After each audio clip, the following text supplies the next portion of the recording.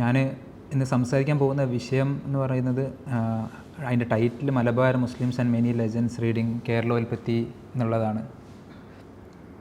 അത് ഒരു ലാർജറായിട്ട് ഇതുമായിട്ട് ബന്ധപ്പെട്ട് കുറച്ച് കാലങ്ങളായിട്ട് നടക്കുന്നൊരു പ്രോസസ്സ്, അല്ലെങ്കിൽ ഒരു ലാർജറായിട്ടുള്ളൊരു റിസർച്ച് ഫാസിനേഷൻ്റെ പുറത്ത് ഉള്ളൊരു അതിൽ നിന്ന് ഉരുത്തിരിഞ്ഞ് വന്നിട്ടുള്ളൊരു ടോപ്പിക്കാണ്. ഇത് പൂർണ്ണാർത്ഥത്തിലുള്ളൊരു ലെക്ചർ എന്നുള്ള അർത്ഥത്തിൽ പ്രസൻറ്റ് ചെയ്യുന്നത് അല്ല എൻ്റെ ഉദ്ദേശം. അതാണ് ഹാൻഡ് ഔട്ടുകൾ എനിക്ക് വന്ന് തന്നിട്ടുള്ളത്. മറിച്ചൊരു വർക്ക്ഷോപ്പ് കൈൻഡ് ഓഫ് സെറ്റിങ്ങിൽ അതിനെ ആലോചിക്കുക എന്നുള്ളതായിരുന്നു ആദ്യം തന്നെ വിചാരിച്ചിട്ടുണ്ടായിരുന്നത്. പിന്നെ അതിൻ്റെ കൂടെ അഡീഷണലായിട്ട് ഇതിൻ്റെ ഒരു ലാർജർ കോണ്ടെക്സ്റ്റും അതിലുള്ള ചില ടേമുകൾ, അതിലുള്ള ചില കൺസെപ്ച്വലൈസേഷൻസ്, അത് വി ക്യാൻ തിങ്ക് ടുഗദർ എന്നുള്ളൊരു ഐഡിയയിൽ മുൻനിർത്തിക്കൊണ്ടാണ് ചെയ്യാൻ വിചാരിക്കുന്നത്. അതുപോലെ തന്നെ പ്രധാനമായിട്ടും ചില കേരളോൽപ്പത്തി കോർപ്പസുമായിട്ട് ബന്ധപ്പെട്ട് നടക്കുന്ന ചർച്ചകളിൽ നിന്ന് മാറിയിട്ട് ഒന്ന് ഇൻറ്റ്യൂട്ടീവായിട്ട് കേരളോൽപ്പത്തിനെ കുറിച്ചിട്ട് ആലോചിക്കാൻ പറ്റുമോ, അങ്ങനെ ആലോചിക്കുകയാണെങ്കിൽ അതിൻ്റെ സാധ്യതകൾ എത്രത്തോളമാണ്, അതിൻ്റെ പരിമിതികൾ ഏതൊക്കെയാണ്, ഇത്തരത്തിലുള്ള സാധ്യതകൾ പരിമിതികളെ നെഗോസിയേറ്റ് ചെയ്യുമ്പോൾ ഉരുത്തിരിഞ്ഞ് വരുന്ന പൊട്ടൻഷ്യലായിട്ടുള്ള അക്കാഡമിക് പോസിബിലിറ്റീസ് എന്തൊക്കെയാണ് എന്നുള്ള ക്വസ്റ്റ്യൻസാണ് ചോദിക്കാൻ വിചാരിക്കുന്നത്. കേരളോൽപ്പത്തി കോർപ്പസ് എന്ന് പറഞ്ഞു കഴിഞ്ഞാൽ നിങ്ങൾ എല്ലാവരും ഫെമിലിയർ ആയിരിക്കുമെന്ന് ഞാൻ വിചാരിക്കുന്നു. രണ്ട് രീതിയിൽ കേരളത്തിൻ്റെ ചരിത്രത്തിൽ അല്ലെങ്കിൽ കേരളത്തിൻ്റെ ചരിത്രവിജ്ഞാനീയത്തിനെ അടയാളപ്പെടുത്തുന്ന പ്രധാനപ്പെട്ട ഒരു ഹിസ്റ്റോറിക്കൽ സോഴ്സായിട്ട് മിക്ക ചരിത്രകാരന്മാരും, കേരളത്തിൻ്റെ മിക്ക ചരിത്രകാരന്മാരും ഒരു കൺസെൻസസിൽ അംഗീകരിക്കുന്ന ഒരു കോർപ്പസാണ് കേരളോൽപ്പത്തി കോർപ്പസ്. ഒരു കൃതി എന്ന് നമുക്ക് പറയാൻ പറ്റുമെന്ന് എനിക്ക് അറിഞ്ഞൂടാ, മറിച്ചൊരു പല വേർഷനുകളുള്ള, പല സ്വഭാവത്തിൽ പല വേർഷനുകളുള്ള ഒരു കോർപ്പസാണ് കേരളോൽപ്പത്തി കോർപ്പസ് എന്ന് പറയുന്നത്. കേരള ഉൽപ്പത്തി അല്ലെങ്കിൽ ദ ഒറിജിൻ ഓഫ് കേരള എന്നുള്ള അർത്ഥത്തിലാണ് ആ കോർപ്പസിൻ്റെ പേര് കിടക്കുന്നത്. ആ ഹിസ്റ്റോറിക്കൽ കോർപ്പസിൻ്റെ പ്രത്യേകത എന്താണെന്ന് വെച്ച് കഴിഞ്ഞാൽ പല രീതിയിലുള്ള കേരളത്തിൻ്റെ ആവിർഭാവത്തിനെ കുറിച്ചിട്ടുള്ള, അതിൻ്റെ ഭൂമിശാസ്ത്രപരമവും സാമൂഹ്യശാസ്ത്രപരമവും ആയിട്ടുള്ള ആവിർഭാവത്തിനെ കുറിച്ചിട്ടും, തുടർന്ന് കേരളം നമ്മൾ ഇന്ന് വിവക്ഷിക്കുന്ന ഭൂമിശാസ്ത്രപരമായ ഭൂമികയുടെയും അതിൻ്റെ സാംസ്കാരികപരമായിട്ടുള്ള പല സ്വഭാവത്തിലുള്ള ക്യാരക്ടറിസ്റ്റിക്കുകളെയും അതിൻ്റെ ആദ്യകാല സൂചനകൾ നൽകുന്ന ഒരു കൃതിയാണ്, അല്ലെങ്കിൽ ഒരു കോർപ്പസാണ് കേരളോൽപ്പത്തി കോർപ്പസ് എന്ന് വേണമെങ്കിൽ നമുക്ക് പറയാം. ഇത്തരത്തിലുള്ള കേരളോൽപ്പത്തി കോർപ്പസിനുമായിട്ട് ഒരു പ്രധാനപ്പെട്ട കാര്യം എന്താണെന്ന് വെച്ചാൽ, പൊതുവെ നമ്മൾ ടോക്കുകളിൽ അല്ലെങ്കിൽ പ്രസൻറ്റേഷനുകളിൽ നമ്മൾ തീരെ അണ്ടർ സ്റ്റഡീഡ് ആയിട്ടുള്ള മാനുസ്ക്രിപ്റ്റുകൾ, അല്ലെങ്കിൽ ആരും കാണാത്ത, അല്ലെങ്കിൽ ആരും നോക്കാത്ത, അല്ലെങ്കിൽ ഇഗ്നോർ ചെയ്യപ്പെട്ടിട്ടുള്ള, വായിക്കാത്ത ഏതെങ്കിലും പ്രൈവറ്റ് കളക്ഷൻ നമുക്ക് റീസെൻ്റ്ലി അവൈലബിൾ ആയിട്ടുള്ള മാനുസ്ക്രിപ്റ്റുകൾ നോക്കുക, അല്ലെങ്കിൽ അതിനെപ്പറ്റി പഠിക്കുക എന്നുള്ളൊരു പൊതുവെ ഒരു ശീലം ഉണ്ടാവാറുള്ളത്. എന്നാൽ കേരളോൽപ്പത്തി എനിക്ക് തോന്നുന്നില്ല അണ്ടർ സ്റ്റഡീഡ് ആണെന്ന്. ഒരർത്ഥത്തിൽ പറഞ്ഞാൽ ഓവർ പ്രൊപ്പോർഷനേറ്റ്ലി സ്റ്റഡീഡാണ്. അപ്പോൾ മാത്രമല്ല, കേരളത്തിൻ്റെ ഏത് ഹിസ്റ്ററി ടെക്സ്റ്റുകൾ എടുത്താലും ആ ഹിസ്റ്ററി ടെക്സ്റ്റുകളെല്ലാം എന്തെങ്കിലും തരത്തിൽ കേരളോൽപ്പത്തി കോർപ്പസുമായിട്ട് എൻഗേജ് ചെയ്യും. അത് ക്രിട്ടിക്കലി ആയിക്കോട്ടെ നോൺ ക്രിട്ടിക്കലി ആയിക്കോട്ടെ എൻഗേജ് ചെയ്യും എന്നുള്ളതാണ്. അത് കേരളത്തിൻ്റെ ഇപ്പോൾ സൈനുദ്ദീൻ മഖ്ദൂം തൊട്ട് തഫ തൊട്ട് ഇങ്ങോട്ടും എടുത്തു കഴിഞ്ഞ് കഴിഞ്ഞാൽ ഏർലി കൊളോണിയൽ റൈറ്റേഴ്സ് ആയിക്കോട്ടെ, അതിലേക്ക് പിന്നീട് വരാം പ്രസൻറ്റേഷനിൽ. അത് തുടർന്നിട്ടുള്ള കേരളത്തിൻ്റെ പ്രധാനപ്പെട്ട ഇപ്പോൾ എലംകുളം MGS, അതുപോലെ തന്നെ കേശവൻ വെളുത്താട്ട്, അങ്ങനെ കേരളത്തിൻ്റെ പല സ്വഭാവത്തിലുള്ള ഹിസ്റ്ററി സ്കൂളുകൾ പല സ്വഭാവത്തിൽ പല സമയങ്ങളിൽ എൻഗേജ് ചെയ്തിട്ടുള്ള കോർപ്പസ് കൂടിയാണ് കേരളോൽപ്പത്തി കോർപ്പസ് എന്ന് പറയുന്നത്. ആ ഒരു അർത്ഥത്തിൽ over proportionately studied, over studied എന്നൊക്കെ പറയാൻ പറ്റുന്ന അർത്ഥത്തിൽ ഉള്ളൊരു ടെക്സ്റ്റൽ കോർപ്പസാണ് ഇന്നത്തെ നമ്മളുടെ ചർച്ചാ വിഷയം. എന്നാൽ അതിൽ പർട്ടിക്കുലർലി നമ്മൾ ഇന്ന് ഫോക്കസ് ചെയ്യാൻ പോകുന്ന വിഷയം അത്രത്തോളം ഓവർ സ്റ്റഡീഡ് ആണ് എന്ന് തോന്നുന്നില്ല. മാത്രമല്ല, അത് സ്റ്റഡീഡ് ആണെന്ന് വെച്ച് കഴിഞ്ഞാൽ ഒരർത്ഥത്തിൽ ആ ഒരു കാര്യമായിട്ടുള്ളൊരു ആലോചനകൾക്ക് വിധേയമാക്കപ്പെടാത്തൊരു ഭാഗമാണെന്നാണ് ഞാൻ വിചാരിക്കുന്നത്. അപ്പോൾ പ്രധാനമായിട്ടും കേരളോൽപ്പത്തി കോർപ്പസുമായിട്ട് നമ്മൾ പരിചിതമായിട്ടുള്ള ഒരു നമ്മുടെ കേരളോൽപ്പത്തി കോർപ്പസ് തന്നെ കോൺഫ്രണ്ട് ചെയ്യുന്ന ഘട്ടം എന്ന് പറഞ്ഞാൽ പലപ്പോഴും ചേരമാൻ പെരുമാൾ ഒറിജിൻ ലെജൻഡുമായിട്ട് ബന്ധപ്പെട്ടിട്ടുള്ള ഒരു പശ്ചാത്തലത്തിൽ നിന്നായിരിക്കും എന്നാണ് ഞാൻ വിചാരിക്കുന്നത്. ഈ ചേരമാൻ പെരുമാളിൻ്റെ കൺവേർഷനുമായിട്ട് ബന്ധപ്പെട്ടുള്ള കഥകൾ, അല്ലെങ്കിൽ ചേരമാൻ പെരുമാളിൻ്റെ കൺവേർഷനുമായിട്ട് ബന്ധപ്പെട്ടുള്ള ഹിസ്റ്റോറിക്കൽ നരേറ്റീവ്സ്, അല്ലെങ്കിൽ ഈ കേരളോൽപ്പത്തി കോർപ്പസിലുള്ള കഥകൾ, അല്ലെങ്കിൽ പല സ്വഭാവത്തിൽ ഈ കഥകൾ പരാമർശിക്കുന്ന ഇപ്പോൾ ഫിസ ചക്രവർത്തി ഫർമാദ് പോലുള്ള മാനുസ്ക്രിപ്റ്റുകൾ, അതിനെക്കുറിച്ചുള്ള കഥകൾ, ഇതിൻ്റെ പല സ്വഭാവത്തിലുള്ള ഒരു പാരാഫ്രൈസ്ഡ് റെൻഡീഷനുകളുള്ള ടെക്സ്റ്റുകൾ, ഇപ്പം സൈനുദ്ദീൻ മഖ്ദൂമിൻ്റെ ടെക്സ്റ്റ്, അതുപോലെ തന്നെ വില്യം ലോഗൻ്റെ മലബാർ മാനുവൽ, അങ്ങനെ പല സ്വഭാവത്തിലുള്ള ടെക്സ്റ്റുകളിലുള്ള പെരുമാളുടെ കൺവേർഷൻ്റെ കഥ കേരളത്തിൻ്റെ ചരിത്രകാരന്മാർ ഉടനീളം പല സ്വഭാവത്തിൽ പല രീതിയിൽ എൻഗേജ് ചെയ്തിട്ടുള്ളതാണ്. നേരത്തെ കേരളോൽപ്പത്തി കോർപ്പസിനെ പറ്റി പറഞ്ഞതുപോലെ തന്നെ എൻഗേജ് ചെയ്തിട്ടുള്ള കഥയാണെന്നുള്ളതാണ്.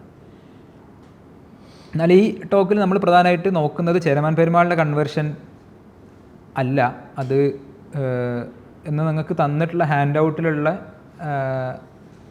ഒരു സബ്സെക്ഷനാണ് കേരളോൽപ്പത്തിയിലെ പള്ളിബാണ പെരുമാൾ എന്ന് പറയുന്ന ഒരു കിങ്, ചേരമാൻ പെരുമാളിൻ്റെ പ്രൊസീഡർ ആണെന്ന് വിചാരിക്കുന്ന ഒരു കിങ്ങിനെ കുറിച്ചിട്ടുള്ള ഒരു കഥയാണ്. അത് നിങ്ങൾ ജസ്റ്റ് അതിൽ പ്രധാനമായിട്ട് 2-3 പോയിൻ്റുകളാണ് ഞാൻ നോക്കാൻ വിചാരിക്കുന്നത്. കേരളോൽപ്പത്തി കോർപ്പസിലുള്ള ഒരു 1-2-3 പേജ് മാത്രം നീളുന്ന ഒരു സബ്സെക്ഷനാണ് പള്ളിബാണ പെരുമാളിൻ്റെ കഥ എന്ന് പറയുന്നത്. ഈ പള്ളിബാണ പെരുമാളിൻ്റെ കഥ അതിൻ്റെ ഒരു ബേസിക്കായിട്ട് പറഞ്ഞു കഴിഞ്ഞാൽ, അല്ലെങ്കിൽ അതിൻ്റെ ഒരർത്ഥത്തിൽ അതിൻ്റെ ഒരു പാരാഫ്രൈസ്ഡ് വേർഷൻ എന്താണെന്ന് പറഞ്ഞു കഴിഞ്ഞാൽ, ഒരു പർട്ടിക്കുലർ ആയിട്ടുള്ളൊരു പീരീഡിൽ, ഇതിൽ കേരളോൽപ്പത്തി കോർപ്പസിൽ പറയുന്നത് കലിയുഗം മൂത്ത സമയം എന്നാണ്, അല്ലെങ്കിൽ കലിയുഗം അതിൻ്റെ അപ്പെക്സിലെത്തി നിൽക്കുന്ന സമയത്ത് ഒരു പെരുമാൾ ഉണ്ടായിരുന്നു. ആ പെരുമാൾ രാജ്യം ഭരിക്കുന്ന കാലത്ത് ബൗദ്ധന്മാരുടെ ഇൻഫ്ലുവൻസിൽ പെടുകയും, അങ്ങനെ ബൗദ്ധന്മാരുടെ ഇൻഫ്ലുവൻസിൽ പെട്ട പള്ളിബാണ പെരുമാൾ, അതായത് പള്ളിബാണ പെരുമാൾ ബൗദ്ധന്മാരുടെ ഇൻഫ്ലുവൻസിൽ പെടുന്നതിനെ കുറിച്ചിട്ട് കൃത്യമായിട്ടുള്ളൊരു രസകരമായിട്ടുള്ളൊരു എക്സ്പ്ലനേഷൻ അവിടെ ഉണ്ട്. അത് പള്ളിബാണ പെരുമാൾ ബാണപുര എന്ന് വരികയും അങ്ങനെ രാജ്യം ഭരിക്കുകയും ചെയ്യുന്ന സമയത്ത് ബൗദ്ധന്മാർ അദ്ദേഹത്തിനെ കാണാൻ വരികയും അവരുടെ പ്രമാണങ്ങൾ ബൗദ്ധശാസ്ത്രം കേട്ടിട്ടുള്ള പള്ളിബാണ പെരുമാളിനെ ഇത് കേട്ടിട്ട് ഇത് എത്ര നേരാകുന്നു എന്നുള്ള അർത്ഥത്തിൽ, ഇത്തരത്തിൽ ഇതെത്ര നേരാകുന്നു എന്നുള്ള അർത്ഥത്തിൽ പള്ളിബാണ പെരുമാൾ അതിനെപ്പറ്റി പറയുകയും ബൗദ്ധമാർഗം സ്വീകരിക്കുകയും ചെയ്യുന്നു. അങ്ങനെ സ്വീകരിച്ച പെരുമാൾ ബ്രാഹ്മണന്മാരെ തൻ്റെ മുന്നിലേക്ക് വിളിച്ചു നിർത്തി, ഈ മലനാട്ടിലുള്ള എല്ലാവരും ബൗദ്ധമാർഗം, ഈ മാർഗം സ്വീകരിക്കണമെന്നും, അങ്ങനെ ആ ഒരു അർത്ഥത്തിൽ ബാക്കിയുള്ള ബ്രാഹ്മണന്മാരെ തൃക്കാരിയൂർ എന്ന് പറഞ്ഞ പ്രദേശത്തേക്ക് പറഞ്ഞയക്കുകയും എക്സൈൽ ചെയ്യുകയും ചെയ്യുന്നു. അങ്ങനെ പറഞ്ഞയക്കപ്പെട്ട ബ്രാഹ്മണന്മാർ ഫ്രസ്ട്രേഷനിൽ കഴിയുന്നൊരു കാലം, അങ്ങനെ ആ സമയത്ത് ഇവരുടെ അടുത്തേക്കൊരു ജംഗമൻ എന്ന് പറഞ്ഞിട്ടുള്ള ഒരു മഹർഷി വരികയും, അങ്ങനെ മഹർഷി ഈ പറഞ്ഞ ബ്രാഹ്മണന്മാർക്ക് കുറേ പാപ പരിഹാര പ്രക്രിയകൾ, പുതിയ റിച്വൽ ഇനീസിയേഷൻസ് നടത്തുകയും, അങ്ങനെ ആ റിച്വൽ ഫോളോ ചെയ്തിട്ട് നിങ്ങൾ കർമ്മങ്ങൾ ചെയ്തു കൊള്ളുക, ആ ഒരർത്ഥത്തിൽ നിങ്ങൾ ശുദ്ധി കൈക്കൊള്ളുക എന്നുള്ള അർത്ഥത്തിൽ പറയുകയും ഒരു പുതിയ ഡയറ്റിനെ എസ്റ്റാബ്ലിഷ് ചെയ്ത് കൊടുക്കുകയും ചെയ്യുന്നു. അങ്ങനെ ആ ഒരർത്ഥത്തിൽ ഇവർ ദീപപ്രദക്ഷിണ, ജംഗമ മഹർഷീൻ്റെ അഡ്വൈസ് പ്രകാരം ദീപപ്രദക്ഷിണ നടത്തുകയും ഒക്കെ ചെയ്യുന്ന സമയത്ത് ഒരു 6 ശാസ്ത്രിമാർ പരദേശത്തു നിന്ന് ഇവരുടെ അടുത്തേക്ക് വരുന്നു. അത് ഭട്ടാചാര്യൻ, ഭട്ടവാണൻ, ഭട്ടവിജയൻ, ഭട്ടമയൂരൻ, ഭട്ടഗോപാലൻ, ഭട്ടനാരായണൻ എന്നൊക്കെ പറഞ്ഞിട്ടുള്ള പണ്ഡിതന്മാർ, ശാസ്ത്രികൾ ഈ പ്രദേശത്തേക്ക് വരികയും, അങ്ങനെ ഈ ശാസ്ത്രികൾ ഇവരോട് പറയും, നിങ്ങൾ പേടിക്കേണ്ട, നമ്മൾ ഈ നിങ്ങളുടെ എല്ലാ കഷ്ടതകൾക്കും നമ്മൾ പരിഹാരം ഉണ്ടാക്കാം എന്നുള്ള അർത്ഥത്തിൽ പറയും. അങ്ങനെ ഇവർ പെരുമാളിൻ്റെ അടുത്തേക്ക്, ഇവരെല്ലാവരും കൂടി പെരുമാളിൻ്റെ അടുത്തേക്ക് പോവുകയും, ആ ഒരു അർത്ഥത്തിൽ പെരുമാളിനോട് പറയും, നിങ്ങൾ എന്തൊരു തെറ്റാണ് ചെയ്തിട്ടുള്ളത്, ഈ ഒരു മതം മാറ്റത്തിനെ കുറിച്ചിട്ട് പറയുന്നത്. അങ്ങനെ പല രീതിയിൽ ഈ പെരുമാളിനോട് പറഞ്ഞിട്ടും പെരുമാൾ താൻ സ്വീകരിച്ച മതമാണ്, പാതയാണ് ശരിയെന്ന് വിശ്വസിക്കുകയും ചെയ്യുന്നു. അപ്പോൾ ശാസ്ത്രികൾ എന്നിട്ട് പെരുമാളിനോട് ഒരു സജഷനെ കൂടി മുന്നോട്ട് വെക്കുന്നു. അത് ഈ ബൗദ്ധന്മാരുമായിട്ട് ശാസ്ത്ര വിവാദത്തിൽ ഞങ്ങൾക്ക് ഏർപ്പെടണം. അതായത് ഒരു റിലീജിയസ് പോളമിക്കിൽ ഞങ്ങൾക്ക് ഏർപ്പെടണം. അങ്ങനെ ഏർപ്പെട്ടിട്ട് ഞങ്ങൾ പരാജയപ്പെടുകയാണെങ്കിൽ ഞങ്ങളുടെ നാക്ക് വെട്ടി ഞങ്ങളെ നാട് കടത്താം. അവരാണ് പരാജയപ്പെടുന്നതെന്ന് വെച്ച് കഴിഞ്ഞാൽ അവരുടെ നാക്ക് വെട്ടി അവരെ നാട് കടത്തണം എന്ന് പറയും. അങ്ങനെ പെരുമാൾ അംഗീകരിക്കുന്നു. അങ്ങനെ ആ അർത്ഥത്തിൽ ശാസ്ത്രികൾ ബൗദ്ധന്മാരുമായിട്ട് വിവാദത്തിൽ ഏർപ്പെടുന്നു. കേരളോൽപ്പത്തി പ്രകാരം ബൗദ്ധയുക്തി വീഴുന്നു എന്നാണ് പറയുന്നത്. ബൗദ്ധയുക്തി അങ്ങനെ പരാജയപ്പെടുന്നു. അങ്ങനെ പെരുമാൾ അവരുടെ നാവ് വെട്ടി നാട് കടത്തുന്നു. അങ്ങനെ ഇതിന് ശേഷം പെരുമാളിനെ കൊണ്ട് ഇവരൊരു പ്ലഡ്ജ് എടുപ്പിക്കുന്നു, അല്ലെങ്കിൽ ഒരു പ്രതിജ്ഞ വെപ്പിക്കുന്നു. അതായത് ഇനി ബൗദ്ധന്മാർ മുതൽ അങ്ങോട്ട് ബൗദ്ധന്മാർ വരികയാണെങ്കിൽ ഒരു വേദാന്തിനെ കൊണ്ട് മാത്രം അവരോട് ഡിബേറ്റ് ചെയ്യാനുള്ള അനുവാദം കൊടുക്കാവൂ. അത് തന്നെ ഇവരുടെ ഒരു മുൻ കൺസെൻറ്റിലാണ് അത് നടക്കേണ്ടത്. മാത്രമല്ല അവർക്ക് ഈ പറഞ്ഞിട്ടുള്ള വിവാദത്തിന് ശേഷം അല്ലെങ്കിൽ പോളമിക് ഡിബേറ്റിന് ശേഷം അവരെ കാര്യമായ അർത്ഥത്തിൽ അവർ പരാജയപ്പെടുകയാണെങ്കിൽ അതിനർത്ഥത്തിലുള്ള പണിഷ്മെൻറ്റുകൾ നൽകണമെന്ന് പറയുന്നു. അങ്ങനെ പെരുമാളിനോട് ഇവർ മതം മാറാൻ ആവശ്യപ്പെടുന്നു. ഈ പറഞ്ഞിട്ടുള്ള ഇത് വിവാദം അല്ലെങ്കിൽ ഡിബേറ്റ് കഴിഞ്ഞിട്ടും. എന്നാൽ പെരുമാൾ തയ്യാറാവുന്നില്ല. പെരുമാൾ പറയുന്നത് എനിക്ക് ഈ ബൗദ്ധ ശാസ്ത്രത്തിൻ്റെ മാർഗം മതി എന്നുള്ള അർത്ഥത്തിൽ പറയുന്നു. അത് ഇവർ പെരുമാളിൻ്റെ വസ്തു തിരിച്ച്, ജംഗമ വസ്തുക്കൾ തിരിച്ച് പെരുമാളിന് റീസ്റ്റോർ ചെയ്ത് കൊടുക്കുകയും അങ്ങനെ മറ്റൊരു പെരുമാളിനെ വായിക്കുന്നു എന്നാണ് പറയുന്നത്. അങ്ങനെ 4 വർഷത്തിന് ശേഷം ഈ പെരുമാൾ മക്കയിലേക്ക് പോകുന്നു എന്നുള്ള അർത്ഥത്തിലാണ് പറയുന്നത്. അപ്പോൾ ആ ഭാഗം കേരളോൽപ്പത്തിൻ്റെ സബ്സെക്ഷൻ എൻഡ് ചെയ്യുന്നത് ബൗദ്ധന്മാർ പറയുന്നത് ചേരമാൻ പെരുമാൾ മക്കയിലേക്ക് പോയി സ്വർഗത്തിലേക്കല്ല പോയതെന്നാണ്. എന്നാൽ ചേരമാൻ പെരുമാളല്ല, പള്ളിബാണ പെരുമാളാണ് മക്കയിലേക്ക് പോയത്. ചേരമാൻ പെരുമാൾ സ്വർഗത്തിലേക്ക് തന്നെയാണ് പോയത് എന്ന് പറഞ്ഞിട്ടാണ് എൻഡ് ചെയ്യിക്കുന്നത്. ഈ ഒരു പർട്ടിക്കുലർ ആയിട്ടുള്ള പോർഷൻ വളരെ ഇൻട്രസ്റ്റിംഗ് ആണ് കേരളോൽപ്പത്തിയിലെ എന്നുള്ളതാണ്. 2-3 കാരണങ്ങളാണ് അതിൽ പ്രധാനമായിട്ടുള്ളത്. ഒന്നൊരു ഈ ബൗദ്ധ എന്ന് പറയുന്ന കാറ്റഗറൈസേഷൻ എത്രത്തോളം ഇൻട്രസ്റ്റിംഗ് ആണ് എന്നുള്ളതാണ്. ഒരു ഉദാഹരണത്തിന് പറഞ്ഞു കഴിഞ്ഞാൽ ഈ ബൗദ്ധ എന്ന് പറഞ്ഞ പദം പല സ്വഭാവത്തിൽ, ഇപ്പോൾ വില്യം ലോഗൻ ആണെങ്കിൽ, അല്ലെങ്കിൽ ഇപ്പോൾ അലക്സാണ്ടർ വാക്കർ ആണെങ്കിൽ ഒക്കെ ഈ ബൗദ്ധ എന്നുള്ള പദം മുസ്ലിം എന്നുള്ള അല്ലെങ്കിൽ മാപ്പിള എന്നുള്ള പദത്തിൻ്റെ സിനോണിമാണ് എന്നുള്ള അർത്ഥത്തിൽ അതിനെ കൊണോട്ട് ചെയ്യാൻ കുറിക്കുന്ന പദമാണെന്നുള്ള അർത്ഥത്തിലാണ് മലബാർ മാനുവലിൽ അതുപോലെ തന്നെ വാക്കറിൻ്റെ പേപ്പറുകളിലൊക്കെ നമുക്ക് കാണാൻ പറ്റുന്നത്. എന്നാൽ അതേസമയം തന്നെ പല സ്കോളേഴ്സ് ഇതുമായിട്ട് എൻഗേജ് ചെയ്യുകയും പല സ്കോളേഴ്സിന് പല അഭിപ്രായങ്ങൾ ഈ ബൗദ്ധ എന്ന് പറഞ്ഞ ടേമുമായിട്ട് ബന്ധപ്പെട്ടിട്ട് കാണാം എന്നുള്ളതാണ്.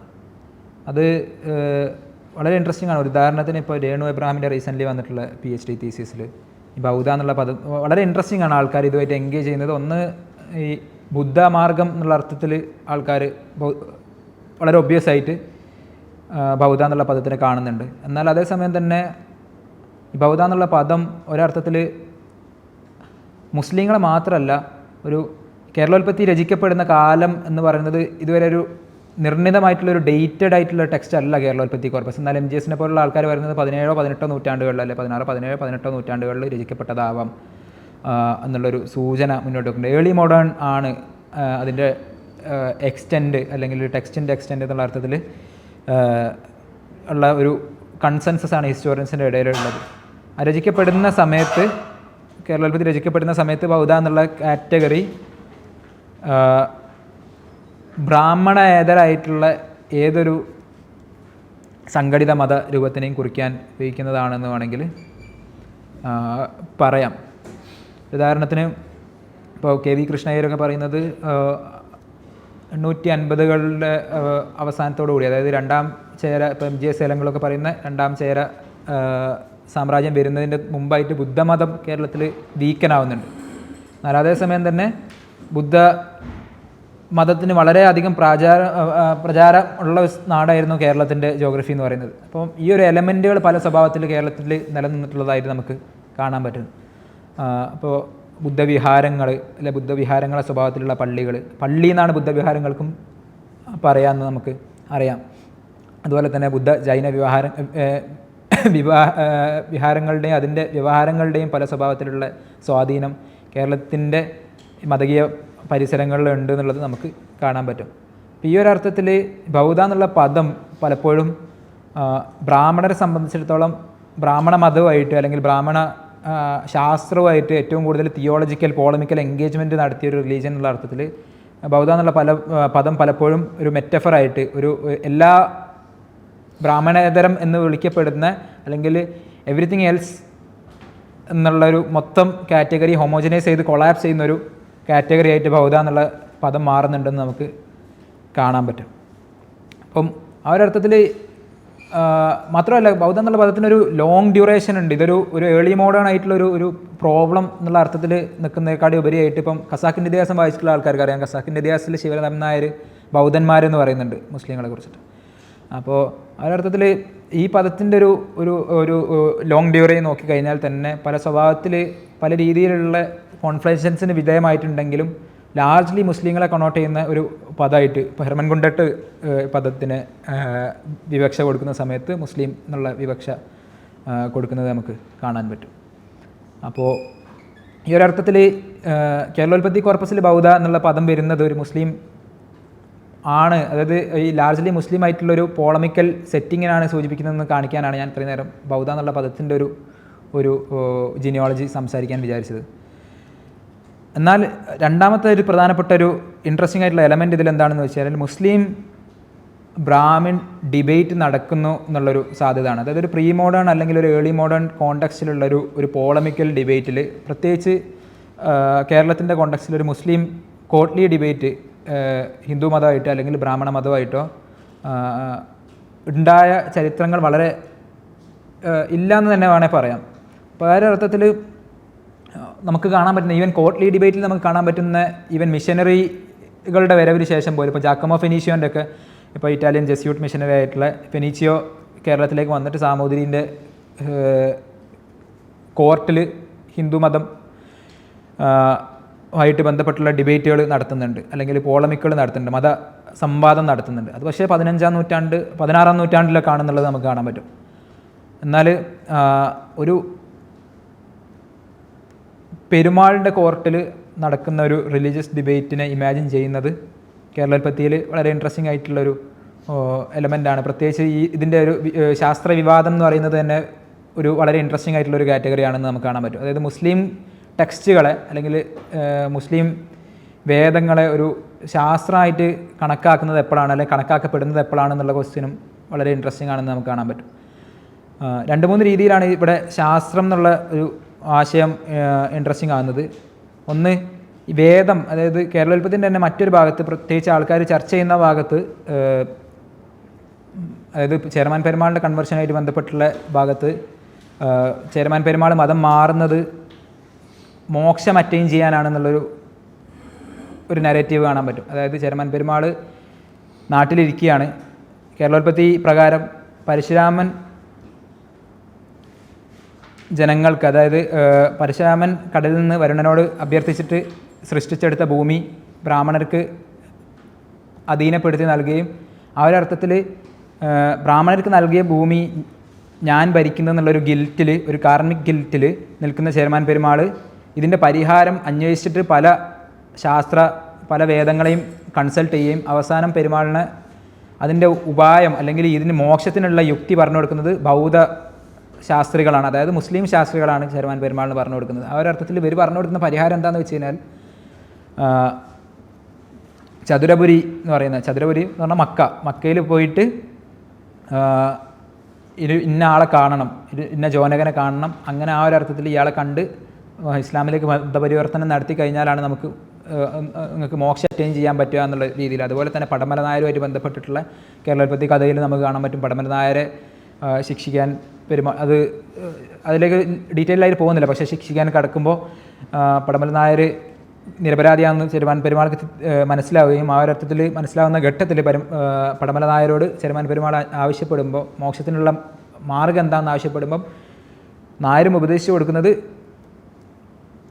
5-ാം വേദം പിന്തുടർന്നാൽ നിങ്ങൾക്ക് പാതി മോക്ഷം കിട്ടിയേക്കാം എന്നാണ്. ഇപ്പോൾ അഭിലാഷ് മലയിലൊക്കെ പറയുന്നത് ചില കേരളോൽപ്പത്തി വേർഷനുകളിൽ ആദിമോക്ഷം എന്നുള്ള പ്രയോഗമുണ്ട് എന്നാണ്. ഈ ഒരർത്ഥത്തിൽ ലിബറേഷൻ്റെ ഒരു പാത്തായിട്ട്, ലിബറേഷൻ്റെ ഒരു ലെജിറ്റിമേറ്റ് ആയിട്ടുള്ള റൂട്ടായിട്ട് ഇസ്ലാം അല്ലെങ്കിൽ ഇസ്ലാം ടെക്സ്റ്റുകൾ, ഇസ്ലാം ശാസ്ത്രം കേരളോൽപ്പത്തി കോർപ്പസിൽ തന്നെ മാറുന്നുണ്ടെന്നുള്ളത് നമുക്ക് കാണാൻ പറ്റും. എന്നാൽ ഇതിനെ എങ്ങനെയാണ് സ്കോളേഴ്സ് ഇതുമായിട്ട് എൻഗേജ് ചെയ്തിട്ടുള്ളതെന്ന് നോക്കാം. രണ്ട് മൂന്ന് എക്സാമ്പിൾസാണ് ഞാൻ പറഞ്ഞിട്ട് ബ്രീഫായിട്ട് പറയാൻ വിചാരിക്കുന്നത്. ഇത് 2-3 സ്കോളേഴ്സ്, പ്രധാനപ്പെട്ട കേരളത്തിൻ്റെ ഹിസ്റ്റോറിയൻസ് എല്ലാവരും എൻഗേജ് ചെയ്തിട്ടുള്ള കോണ്ടക്സ്റ്റാണ് ചേരമാൻ പെരുമാൾ. എനിക്ക് തോന്നുന്നു MGS നാരായണനൊക്കെ ഇത് കെട്ടുകഥ എന്നുള്ള അർത്ഥത്തിൽ കേരളത്തിൻ്റെ ഇത്രയോ നമ്പറുകൾ ഉള്ള കെട്ടുകഥകൾ എന്ന് പറഞ്ഞിട്ട് MGS കുറേ കഥകൾ ഇങ്ങനെ വെട്ടി പറയുന്ന കഥകളിൽ ഒന്നാണ് MGSനെ സംബന്ധിച്ചിടത്തോളം ചേരമാൻ പെരുമാളിൻ്റെ കഥ. അതുപോലെ തന്നെ പല സ്കോളേഴ്സ്, ഇപ്പോൾ കേശവൻ വെളുത്താട്ട് കേരളോൽപ്പത്തിയുമായിട്ട് എൻഗേജ് ചെയ്യുന്നുണ്ട്. കേരളോൽപ്പത്തിയായിട്ട് എൻഗേജ് ചെയ്യുമ്പം വെളുത്താട്ടിനെ സംബന്ധിച്ചിടത്തോളം ഇതൊരു ബ്രാഹ്മിൺ ഡൊമിനേഷൻ്റെ ഒരു കളക്ഷനാണ്. അതായത് ബ്രാഹ്മിൺ ഹെജമണി ഉണ്ടാക്കാൻ വേണ്ടിയിട്ട് എഴുതപ്പെട്ടിട്ടുള്ള ടെക്സ്റ്റ് കോർപ്പസുകളാണ്. അതുകൊണ്ട് തന്നെ അത് ആ ഒരു അർത്ഥത്തിൽ അതിൽ ഹിസ്റ്റോറിക്കലി റെലവൻ്റ് ആയിട്ടുള്ള വലിയ എലമെൻറ്റുകളൊന്നും ഇല്ല എന്നുള്ള അർത്ഥത്തിലാണ് എനിക്ക് തോന്നുന്നു ബ്രാഹ്മൺ സെറ്റിൽമെൻറ്റ്സ് ഓഫ് കേരള എന്ന് പറഞ്ഞിട്ടുള്ള പെരുമാൾ കേശവൻ വെളുത്താട്ട് മാഷിൻ്റെ പഠനത്തിൽ മാഷി പറയുന്നത്. അതുപോലെ തന്നെ പല Pearle medieval in south India എന്ന് പറഞ്ഞിട്ടുള്ള ടെക്സ്റ്റിലും കേരളോൽപ്പത്തിയുമായിട്ട് ബന്ധപ്പെട്ടിട്ട് എൻഗേജ് ചെയ്യുന്നുണ്ട് കേശവൻ വെളുത്താട്ട് മാഷ്. അതുപോലെ തന്നെ വളരെ ഇൻട്രസ്റ്റിംഗ് ആയിട്ട്, എന്നാലും ഞാൻ ഉദ്ധരിക്കാൻ വിചാരിക്കുന്ന 2 ആൾക്കാരെന്ന് പറഞ്ഞു കഴിഞ്ഞാൽ പ്രധാനമായിട്ട് ഫസ്റ്റ് KV കൃഷ്ണയ്യരാണ്. KV കൃഷ്ണയ്യർ കേരളത്തിലെ one of the early foremost ഹിസ്റ്റോറിയൻസിൽ ഒരാളാണ്. സാമോറിൻസ് ഓഫ് കേരള എന്ന് പറഞ്ഞിട്ട് സാമോറിൻ മാരെ കുറിച്ചിട്ട്, കേരളത്തിലെ സാമൂതിരിമാരെ കുറിച്ചിട്ട് സാമൂതിരി രാജവംശത്തിൻ്റെ ചരിത്രം എഴുതിയിട്ടുള്ള ആളാണ്.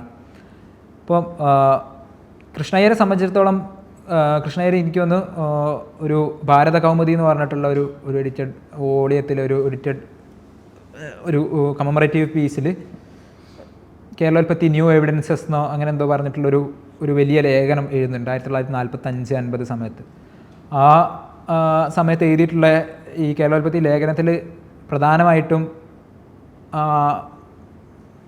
കൃഷ്ണയ്യർ ഡീൽ ചെയ്യുന്നത് ഈ പറഞ്ഞിട്ടുള്ള ചേരമാൻ പെരുമാൾ മിത്തിനെ കുറിച്ചിട്ടാണ്. എന്നാൽ അതേസമയം തന്നെ ചേരമാൻ പെരുമാൾ മിത്തിനെ കുറിച്ച് പറയുമ്പോൾ തന്നെ അവിടെ അയ്യർ ഇതിനെ ഒരു തമിഴ് ശൈവ ടെക്സ്റ്റിനെ മുൻനിർത്തിക്കൊണ്ട് വായിക്കാൻ ശ്രമിക്കുന്നുണ്ട്.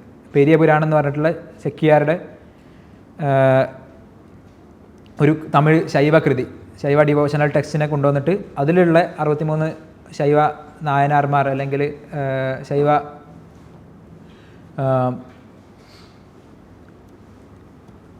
പാരമ്പര്യത്തിലുള്ള ഗുരുക്കന്മാരുടെ ഒരു പശ്ചാത്തലം പറയുന്ന സമയത്ത് അതിലുള്ള ഒരാൾ ചേരമാൻ പെരുമാൾ നായനാർ എന്ന് വിളിക്കപ്പെടുന്ന ആൾ ചേരമാൻ പെരുമാൾ തന്നെയാണെന്നുള്ളൊരു സ്റ്റേറ്റ്മെൻറ്റ് അല്ലെങ്കിൽ ഒരു തീസിസ്, ഒരു ഹൈപ്പോത്തസിസ് പ്രൂവ് ചെയ്യാനാണ് കൃഷ്ണയ്യർ ശ്രമിക്കുന്നത്.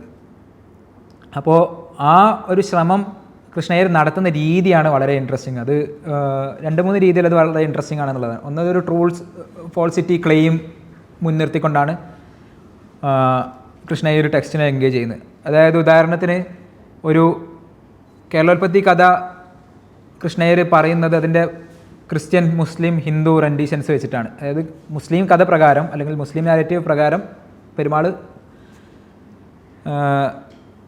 ഇസ്ലാം മതം സ്വീകരിക്കുകയും ഇസ്ലാം മതം സ്വീകരിച്ച് മക്കയിലേക്ക് പോവുകയും ചെയ്തു. അതിൻ്റെ തന്നെ പല വേർഷനുകളുണ്ട്, എങ്ങനെയാണ് ഇസ്ലാം മതം സ്വീകരിക്കുന്നത് എന്നുള്ളതുമായിട്ട് ബന്ധപ്പെട്ടുള്ള പല വേർഷനുകളുണ്ട്. ഇപ്പം ലോകനൊക്കെ പറയുന്ന 2-3 വേർഷനുകളുണ്ട്. ഒന്ന് മക്കത്തുനിന്ന് വരുന്ന കുറേ ദർവീശുകൾ സിലോണിലെ ആദം മല സന്ദർശിക്കുന്ന ഘട്ടത്തിൽ ഇവിടേക്ക് മലബാറിലേക്ക് എത്തുകയും കൊടുങ്ങല്ലൂർ എത്തുകയും അങ്ങനെ സന്ദർശിച്ചിട്ട് ഈ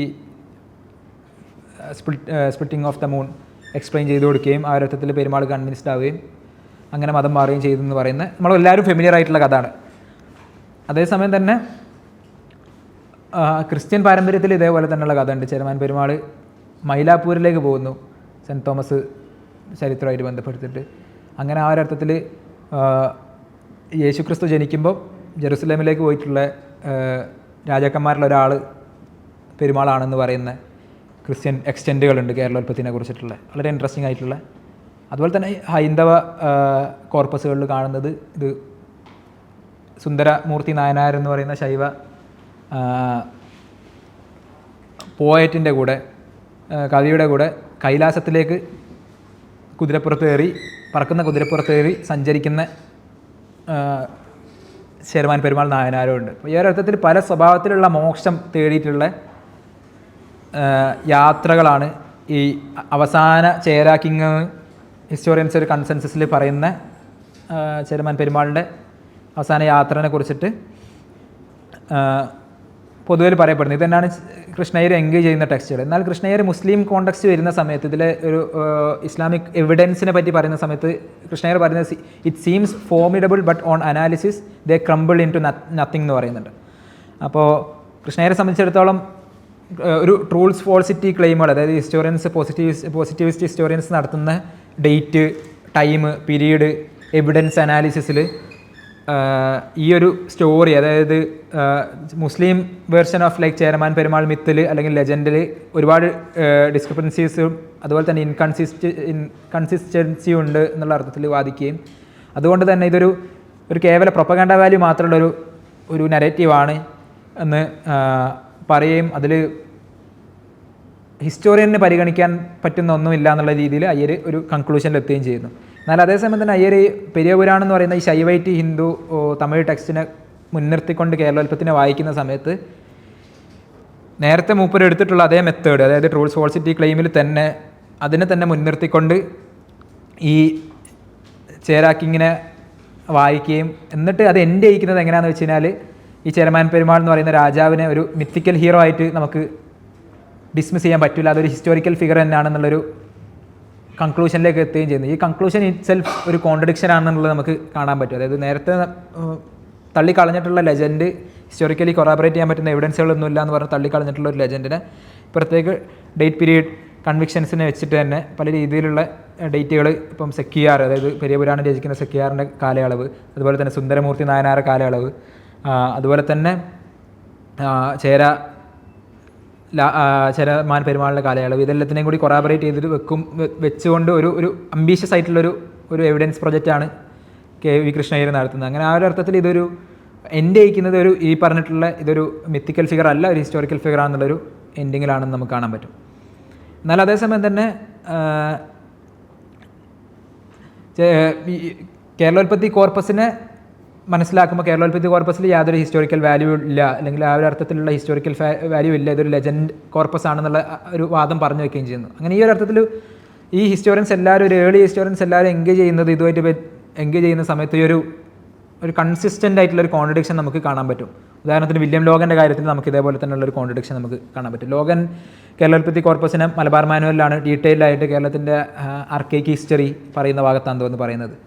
60-70 പേജോളം നീട്ടി കേരള മഹാത്മ്യം കോർപ്പസിനെ വില്യം ലോഗൻ എൻഗേജ് ചെയ്യുന്നുണ്ട്.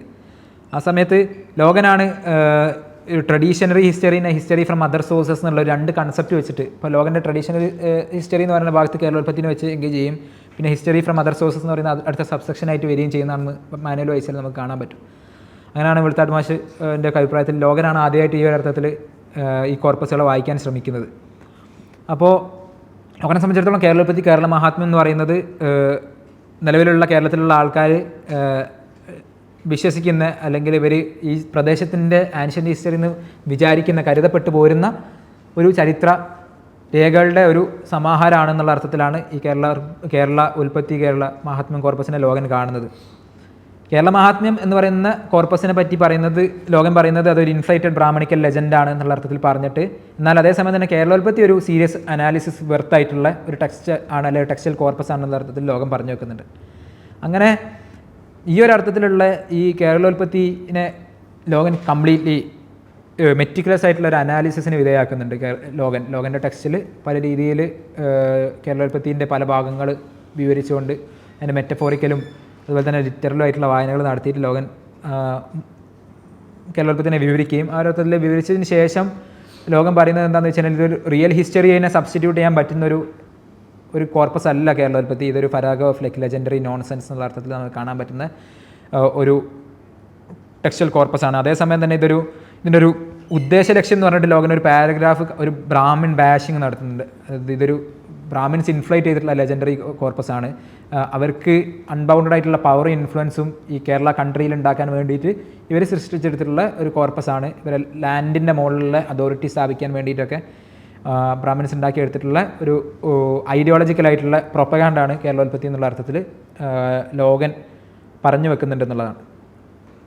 അപ്പോൾ ഈ ഒരു അർത്ഥത്തിൽ പല സ്വഭാവത്തിൽ കേരളോൽപ്പത്തി കോർപ്പസുകളെ നമ്മൾ നോക്കിക്കഴിഞ്ഞ് കഴിഞ്ഞാൽ നമുക്ക് മനസ്സിലാവുന്നത് എങ്ങനെയാണെന്ന് വെച്ച് കഴിഞ്ഞാൽ, ഇപ്പോൾ ലോഗനായാൽ MGS ആയാൽ അതുപോലെ തന്നെ KV കൃഷ്ണയ്യരായാൽ ഇത്തരത്തിലുള്ള ഹിസ്റ്റോറിയൻസ് എല്ലാവരും കേരളോൽപ്പത്തി കോർപ്പസുമായിട്ടുള്ളവരെ എൻഗേജ്മെൻറ്റ് വളരെ ഒരു അർത്ഥത്തിൽ ആംബിഗ്യസ് ആണെന്ന് കാണാൻ പറ്റും. അതായത് ഒരേ സമയം തന്നെ ഇത് മിത്താണ്, അതായത് എല്ലാവരും കോമൺലി കൺസെൻസസ് ഉള്ള ക്യൂരിയസ്ലി കോമൺലി കൺസെൻസസ് ഉള്ള ഒരു മിത്താണ്, അല്ലെങ്കിൽ ഒരു ലെജൻഡ് കോർപ്പസ് ആണ്. എന്നാൽ അതേസമയം തന്നെ പല ഘട്ടങ്ങളിൽ ഇതൊരു അക്സെപ്റ്റഡ് ആയിട്ടുള്ള ഒരു ടെക്സ്റ്റൽ ഹിസ്റ്ററി ആയിട്ടും മാറുന്നുണ്ട്, അല്ലെങ്കിൽ മാറ്റപ്പെടുന്നുണ്ട്, അല്ലെങ്കിൽ കൺവീനിയൻ്റ് ആയിട്ടുള്ള കോണ്ടെക്സ്റ്റുകളിൽ ഇതൊരു ഹിസ്റ്റോറിയോഗ്രാഫിക്കൽ സോഴ്സ് ആയിട്ട് മാറുകയും എന്നാൽ അത്ര കൺവീനിയൻ്റ് അല്ലാത്ത സാഹചര്യങ്ങൾ വരുമ്പോൾ അതൊരു ലെജൻഡറി കോർപ്പസായി മാറുകയും ചെയ്യുന്നു. ഇത് ഏതൊക്കെയാണ് ഇതിൽ കൺവീനിയൻ്റ് അല്ലാത്ത സാഹചര്യം നോക്കുമ്പോഴാണ് ഇതിലെ കൺവേർഷൻ എന്ന് പറഞ്ഞ ഭാഗം ഒരു ഇൻട്രസ്റ്റിംഗ് ആയിട്ടുള്ള ഒരു എലമെൻ്റ് ആണ്. അപ്പോൾ ഉദാഹരണത്തിന് അപ്പോൾ ട്രാവൻകൂർ സ്റ്റേറ്റ് മാനുവലിൻ്റെ ഘട്ടത്തിൽ, ശങ്കുണ്ണി മേനോനൊക്കെ എഴുതുന്ന ട്രാവൻകൂർ സ്റ്റേറ്റ് മാനുവലിൻ്റെ ഘട്ടത്തിൽ ട്രാവൻകൂർ പ്രദേശത്തിൻ്റെ ചരിത്രം നിർമ്മിക്കുക എന്നുള്ളത് ഇവരെ സംബന്ധിച്ചിടത്തോളം സ്റ്റേറ്റ് മാനുവൽ എഴുതുമ്പോൾ വളരെ പ്രധാനപ്പെട്ടൊരു ഉദ്ദേശ ലക്ഷ്യമാണ്. അപ്പോൾ ആ ഒരു അർത്ഥത്തിലുള്ള ചരിത്രം എന്ന് പറയുന്നത്, ട്രാവൻകൂറിൻ്റെ ചരിത്രം എന്ന് പറയുന്നത് എല്ലാവരും ചരിത്രം എഴുതുന്നത് പോലെ തന്നെ ഇതൊരു കേരളത്തിലല്ല ലോകത്തിലെ തന്നെ ഏറ്റവും പഴക്കം ചെന്ന രാജവംശങ്ങളിലൊന്നാണ് ട്രാവൻകൂർ. അതിൻ്റെ ഇന്ന ഫീച്ചേഴ്സുകളാണുള്ളത്. അതിൽ പ്രധാനപ്പെട്ട ഒരു ഫീച്ചർ എന്ന് പറഞ്ഞു കഴിഞ്ഞാൽ അത് പ്യുവർ ആയിട്ടുള്ള സ്റ്റേറ്റ് ആണ്. അതെങ്ങനെയാണ് പ്യുവർ ആയിട്ടുള്ള സ്റ്റേറ്റ് ആവുന്നത്? അതിന് കോൺക്വസ്റ്റിൻ്റെ യാതൊരു മാർക്കുമില്ല, അതായത് മുസ്ലിം കോൺക്വസ്റ്റിൻ്റെ യാതൊരു മാർക്കുമില്ലാത്ത സ്റ്റേറ്റാണ് ട്രാവൻകൂർ. അപ്പോൾ ആ ഒരു അർത്ഥത്തിൽ ഈ മുസ്ലിം കോൺക്വസ്റ്റിൻ്റെ യാതൊരു മാർക്കുമില്ലാത്ത സ്റ്റേറ്റിന് ഒരു കണ്ടിന്യൂറ്റി ഉണ്ട് അതിൻ്റെ മുൻകാലത്തിലുള്ള ഭരണ കർത്താക്കളുമായിട്ട്. അപ്പോൾ അതിൻ്റെ തുടർച്ചകളെ ഇടമുറിയാതെ നിലനിർത്തുന്ന ഒരു രാജവംശമാണ് ട്രാവൻകൂർ എന്ന് നമുക്ക് കാണാൻ പറ്റും. ട്രാവൻകൂർ സ്റ്റേറ്റ് മാനുവൽ എഴുതുന്ന സമയത്ത് കേരളോൽപ്പത്തി കോർപ്പസിനെ ഇവർ ടച്ച് ചെയ്യുന്നുണ്ട്. ട്രാവൻകൂർ സ്റ്റേറ്റ് മാനുവൽ എഴുതുന്ന സമയത്ത് ഈ കേരളോൽപ്പത്തി കോർപ്പസിനെ ഇതിൻ്റെ ഹിസ്റ്റോറിയോഗ്രാഫിക്കൽ ആയിട്ടുള്ള പർപ്പസിന് വേണ്ടിയിട്ട് ടച്ച് ചെയ്യുന്നുണ്ട്. എന്നാൽ അതേസമയം തന്നെ ഈ ഒരു പ്യുവർ കോൺക്വസ്റ്റ് ഫ്രീ ആയിട്ടുള്ളൊരു ഹിസ്റ്റോറിയോഗ്രാഫി കൺസ്ട്രക്ട് ചെയ്യുക എന്നുള്ള അർത്ഥത്തിലാണ് മുസ്ലിം കോൺക്വസ്റ്റിൻ്റെ യാതൊരു പ്രിമൈസസും ഇല്ലാത്ത, എന്നാൽ അതേസമയം തന്നെ ഒരു പ്യുവർ ആയിട്ടുള്ള ലീനിയേജ് ഉണ്ടാക്കുക എന്നുള്ള അർത്ഥത്തിലാണ് കേരളോൽപ്പത്തി കോർപ്പസിനെ ടച്ച് ചെയ്യുന്നത്. എന്നാൽ ഈ കേരളോൽപ്പത്തി കോർപ്പസിൽ ഈ കൺവേർഷൻ എന്ന് പറഞ്ഞ ക്വസ്റ്റ്യൻ വരുമ്പോൾ, കൺവേർഷൻ എന്ന് പറഞ്ഞ പ്രോബ്ലം വരുമ്പോൾ ഈ ഒരു ലാർജർ ആയിട്ടുള്ള ഈ സീംലെസ് ആയിട്ടുള്ള ഒരു ട്രാൻസിഷൻ അവിടെ ഒരു പ്രോബ്ലമായിട്ട് നിലനിൽക്കുകയാണെന്നുള്ളത് നമുക്ക് കാണാൻ പറ്റും. അപ്പോൾ നമുക്ക് മനസ്സിലാക്കാൻ പറ്റുന്നൊരു പ്രധാനപ്പെട്ട കാര്യം എന്താണെന്ന് വെച്ച് കഴിഞ്ഞാൽ, അതായത് കേരളോൽപ്പത്തി കോർപ്പസുമായിട്ട് എൻഗേജ് ചെയ്യുമ്പോൾ നമുക്ക് മനസ്സിലാക്കാൻ പറ്റുന്ന ഒരു പ്രധാനപ്പെട്ട കാര്യം എന്താണെന്ന് വെച്ച് കഴിഞ്ഞാൽ, ഇതൊരു ഈ ഒറിജിനൽ മിത്തുകളായിട്ട് ബന്ധപ്പെട്ടുള്ള എൻഗേജ്മെൻറ്റുകളിൽ ഈ മുസ്ലിം പ്രസൻസ് എന്നുള്ളത് ഒരു ഇൻകൺവീനിയൻസ് ആയി മാറുകയും ആ ഇൻകൺവീനിയൻസിന് കൺവീനിയൻ്റ് ആവുന്ന മൊമെൻറ്റുകളിൽ കൺവീനിയൻസ് ആയിട്ട് സ്വീകരിക്കുന്ന മെത്തേഡ് എന്ന് പറഞ്ഞാൽ അത് മെറ്റഫറിൻ്റെ മെത്തേഡായിട്ട് സ്വീകരിക്കുകയും ചെയ്യും. ഉദാഹരണത്തിന് സെബാസ്റ്റ്യൻ പ്രാങ്ക് ഒക്കെ കേരളത്തിൻ്റെ ചരിത്രം പറയുന്ന സമയത്ത് ട്രസ്റ്റിൻ്റെ ഹിസ്റ്ററി, അതൊരു പ്രീ മോഡേൺ ട്രസ്റ്റിൻ്റെ ഹിസ്റ്ററി പറയും. അതായത് സാമോദിരി ഒരു ട്രേഡർ, അറബ് ട്രേഡർ വരെയും ഒരു ജാർ ഓഫ് ലൈക്ക് ഒരു പർട്ടിക്കുലർ ആയിട്ടുള്ള കറക്റ്റ് ആ ഒരു സ്റ്റോറിനോട് മറന്നുപോയി. അതായത് ഒരു ലോകനും പറയുന്ന കഥയാണത്. അതായത് ഒരു പല ജാറുകളിലായിട്ട് ഇത് ഒരു സ്പൈസ് ആണെന്നോ അങ്ങനെ എന്തോ പറഞ്ഞ് ഏൽപ്പിക്കുകയും ആ ഒരു അർത്ഥത്തിൽ അത് വെച്ച് സൂക്ഷിക്കണം എന്ന് പറഞ്ഞ് വെക്കുകയും പിന്നെ തിരിച്ചു വരുന്ന സമയത്ത് അത് സ്വർണം ആണെന്ന് പറയും. അപ്പോൾ ആ ഒരു അർത്ഥത്തിൽ അത് ജാമോറിൻ്റെ മുസ്ലിങ്ങളെ ഇടയിലുള്ള ഒരു ട്രസ്റ്റ് എന്നുള്ള അർത്ഥത്തിലുള്ളൊരു ആർക്കൈക്ക് അല്ലെങ്കിൽ പ്രീ മോഡേൺ ആയിട്ടുള്ളൊരു വിർച്യൂ എന്നുള്ള അർത്ഥത്തിലാണ് പലപ്പോഴും മുസ്ലിം പ്രസൻസ് ഒരു ട്രസ്റ്റിനെ സൂചിപ്പിക്കാൻ, അല്ലെങ്കിൽ പറഞ്ഞിട്ടുള്ള ഹിന്ദു സോവറിൻ്റെ ഒരർത്ഥത്തിൽ ഹിന്ദു സോവറിനെ കപ്പാസിറ്റിനെ കംപ്ലീറ്റ്ലി സപ്പോർട്ട് ചെയ്ത് നിലനിൽക്കുന്ന ഒരു കമ്മ്യൂണിറ്റി എന്നുള്ള അർത്ഥത്തിലൊരു ട്രസ്റ്റ്, ഒരു പ്രിമോഡിയൽ ആയിട്ടുള്ള ഒരു ട്രസ്റ്റ് മാപ്പിളമാരെയും സാമൂതിരിമാരെയും ഇടയിലുണ്ടായിരുന്നു എന്നുള്ള അർത്ഥത്തിൽ ഉള്ളൊരു നെഗറ്റീവ് അത് നമുക്ക് പല രീതിയിൽ പല കാലങ്ങളിലായിട്ട് റീപ്രൊഡ്യൂസ് ചെയ്യപ്പെടുന്നത് നമുക്ക് കാണാൻ പറ്റും. ഒരു ഉദാഹരണത്തിന് KV കൃഷ്ണയ്യർ എന്ന സാമൂതിരിൻ ഹിസ്റ്ററി എഴുതുന്ന സമയത്ത്, മാമാങ്കത്തിൻ്റെ ചരിത്രം എഴുതുന്ന സമയത്ത് അതിലുള്ള കോയമാരുടെ പ്രാധാന്യത്തിനെ കുറിച്ചിട്ട് അതിൻ്റെ മിത്തിക്കലായിട്ടുള്ള സൈഡിൽ അല്ലെങ്കിൽ റിച്വലിസ്റ്റിക് ആയിട്ടുള്ള സൈഡിൽ തന്നെയുള്ള കോയമാരുടെ അല്ലെങ്കിൽ മുസ്ലിം പ്രസൻസിനെ കുറിച്ചിട്ട് ഉള്ള ഉദാഹരണങ്ങൾ നൽകുന്നുണ്ട്. അതേപോലെ തന്നെ ലോകൻ കല്ലായിപ്പുഴ കടക്കുന്ന സമയത്തുള്ള ഒരു റിച്വലിനെ കുറിച്ചിട്ട്, സാമൂതിരിൻ്റെ റിച്വലിനെ കുറിച്ചിട്ട് പറയുന്ന സമയത്ത് മുസ്ലിം പ്രസൻസ് അതിൽ കടന്നു വരുന്നുണ്ട്. ഇതിലൊക്കെ ഒന്നും ഡീറ്റെയിൽഡായിട്ട് പോകുന്നില്ല. അപ്പോൾ ഈ ഒരു അർത്ഥത്തിൽ നോക്കിക്കഴിഞ്ഞ് കഴിഞ്ഞാൽ ലോകൻ്റെ ടെക്സ്റ്റുകളിലായിക്കോട്ടെ, അയ്യരുടെ ടെക്സ്റ്റുകളിലായിക്കോട്ടെ, കേരളോൽപ്പത്തി കോർപ്പസുകളിലായിക്കോട്ടെ ഉള്ള മുസ്ലിം പ്രസൻസ് പലപ്പോഴും ഒരു മെറ്റഫോറിക്കൽ ആയിട്ടുള്ള പ്രസൻസാണ്. അത് മുസ്ലിം ഇൻ ഇറ്റ്സെൽഫിനെ സൂചിപ്പിക്കുന്നതിന് പകരം അത് വേറെ എന്തിനോ, ഇതുപോലെ തന്നെ ട്രസ്റ്റ്, അതുപോലെ തന്നെ ട്രേഡ്, അങ്ങനെയുള്ള പല എലമെൻറ്റുകളെ മെറ്റഫോറിക്കലി സൂചിപ്പിക്കുന്ന ഒരു മെറ്റഫർ മാത്രമാണ്, ഒരു മേയർ മെറ്റഫർ ആയിട്ടുള്ള ഒരു അലഗറിയാണ് മുസ്ലിം എന്നുള്ള അർത്ഥത്തിലുള്ള ഒരു കൺവീനിയൻ്റ് ആയിട്ടുള്ള സൊല്യൂഷനിൽ അല്ലെങ്കിൽ കൺക്ലൂഷനിലാണ് പലപ്പോഴും ഹിസ്റ്റോറിയൻസ് എത്തിപ്പെടാറുള്ളത്. എന്നാൽ അതേസമയം തന്നെ ഈ പള്ളിബാണ പെരുമാളിൻ്റെ കഥ ക്യൂരിയസ്ലി നമുക്ക് അവിടെ ഓപ്പൺ അപ്പ് ചെയ്യുന്നൊരു പോസിബിലിറ്റി എന്ന് പറഞ്ഞു കഴിഞ്ഞാൽ ഈ മെറ്റഫർ എന്ന് മാറിയിട്ട് ആ മുസ്ലിം പ്രസൻസ് എന്ന് പറയുന്നത് കേവലം മെറ്റഫർ എന്ന് മാറിയിട്ട് അതൊരു കോർട്ട്ലി ആയിട്ടുള്ള ഒരു ലൈവ് പോളമിക്കൽ എൻഗേജ്മെൻറ്റിൻ്റെ ഒരു സാധ്യതയിലേക്ക് മാറുകയാണ് ചെയ്യുന്നത്. മാത്രമല്ല ഇതൊരു ഒരു പ്രീ മോഡേൺ കോർട്ടിൽ അല്ലെങ്കിൽ പ്രീ മോഡേൺ ഹിന്ദു കോർട്ടിൽ അല്ലെങ്കിൽ ചേര കോർട്ടിൽ എത്തുന്ന ഇസ്ലാമിൻ്റെ ചരിത്രം അല്ലെങ്കിൽ പോളമിക്കിൻ്റെ ചരിത്രം എന്ന് പറയുന്നത് പലപ്പോഴും നമ്മൾ കേരളത്തിൻ്റെ ചരിത്രം എന്ന് കരുതി പോരുന്നത് പലപ്പോഴും ഒരു സിനോണിം ഒരു പ്രീ അസ്യൂംഡ് ആയിട്ടുള്ള ഒരു സിങ്ക്രറ്റിക് ലോജിക്ക് പലപ്പോഴും കേരളത്തിൻ്റെ ചരിത്രത്തിനെ കുറിച്ച് നമ്മൾ മനസ്സിലാക്കുമ്പോൾ നമുക്ക് പൊതുവെ ഉണ്ടാവാറുണ്ടെന്നുള്ളതാണ്. അത് 2-3 അർത്ഥത്തിലാണത്. അതായത് ഒരു എ എന്ന് പറയുന്ന ഒരു എക്സ്റ്റേണൽ എ എന്ന് പറയുന്ന ഒരു മുസ്ലിം ഹിസ്റ്ററി, ഇൻറ്റേർണൽ ആയിട്ടുള്ളൊരു ബി എന്ന് പറയുന്ന ഒരു ഹിന്ദു ഹിസ്റ്ററി, അത് രണ്ടും ഇസ്ലാമൈസേഷൻ എന്ന് പറഞ്ഞൊരു നരേറ്റീവ് വരുന്നു, അല്ല തീസിസ് വരുന്നു. ആ ഒരു അർത്ഥത്തിൽ ഇസ്ലാമൈസേഷൻ ഇവിടെ സംഭവിക്കുന്ന സമയത്ത് ഒരു സിങ്ക്രറ്റിക് ആയിട്ടുള്ള ഒരു മതസങ്കലനം ഇവിടെ സാധ്യമാകുന്നു. അങ്ങനെ ആ ഒരു മതസങ്കലനത്തിൽ പല രീതിയിലുള്ള ഈ നേരത്തെ സൂചിപ്പിച്ചിട്ടുള്ള പല തരത്തിലുള്ള വിർച്യുകൾ, എത്തിക്സ് ഓഫ് ലൈക്ക് കൊളാബറേഷൻ, അതുപോലെ തന്നെ സാഹോദര്യം, ആ ഒരർത്ഥത്തിലുള്ള ട്രസ്റ്റ്, അങ്ങനെയുള്ള കുറേ എലമെൻറ്റുകൾ. ഇപ്പോൾ ഉദാഹരണത്തിന് ചേരമാൻ സാമൂതിരിയായിട്ട് ബന്ധപ്പെട്ടുള്ള കഥകളിൽ പറയുന്നത് നമുക്ക് കാണാം. ഓരോ മുക്കോ വീടുകളിൽ നിന്ന് ഇസ്ലാമിലേക്ക് മതം മാറാൻ വേണ്ടി പറയുന്ന ഒരു ലെജൻഡ് പ്രധാനമായിട്ട് സാമൂതിരിൻ്റെ കഥകളിൽ കാണാൻ പറ്റും. അപ്പോൾ അത് ഒരു ട്രസ്റ്റിനെ കൊണോട്ട് ചെയ്യുന്ന, അല്ലെങ്കിൽ ആ ഒരു അർത്ഥത്തിൽ ഒരു ദാറുൽ ഇസ്ലാം എന്നുള്ള അർത്ഥത്തിൽ വരെ ഉള്ളൊരു തിയോളജിക്കൽ കാറ്റഗറിയിലേക്ക് മലബാറിനെ പരിഗണിക്കാൻ പറ്റുമെന്നുള്ള അർത്ഥത്തിൽ കാണുന്ന അർത്ഥത്തിലേക്ക്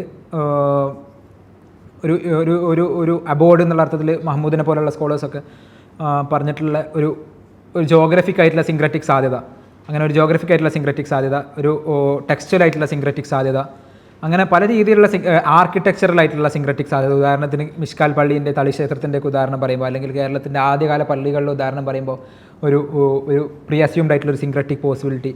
ഈ അർത്ഥത്തിലാണ് പലപ്പോഴും കേരളത്തിലെ മുസ്ലിം പ്രസൻസിനെ വായിക്കപ്പെടുന്നത് നമുക്ക് കാണാൻ പറ്റും. എന്നാൽ ഇസ്ലാമൈസേഷൻ്റെ തീസിസിനെയും പലപ്പോഴും ഒരു പ്രീ അസ്യൂംഡ് സിങ്ക്രറ്റിസത്തിൻ്റെ ലോജിക്കിലാണ് ഇവിടെ മനസ്സിലാക്കുന്നതെന്ന് കാണാൻ പറ്റും. അതായത് ഇസ്ലാം ബൈ ഡിഫോൾട്ട് തന്നെ അംഗീകരിക്കപ്പെടുകയും അങ്ങനെ അംഗീകരിക്കപ്പെടുന്ന ഇസ്ലാം പിന്നെ ഒരു പീസ്ഫുള്ളായിട്ടുള്ള ഒരു രീതിയിൽ ഒരു ട്രേഡ്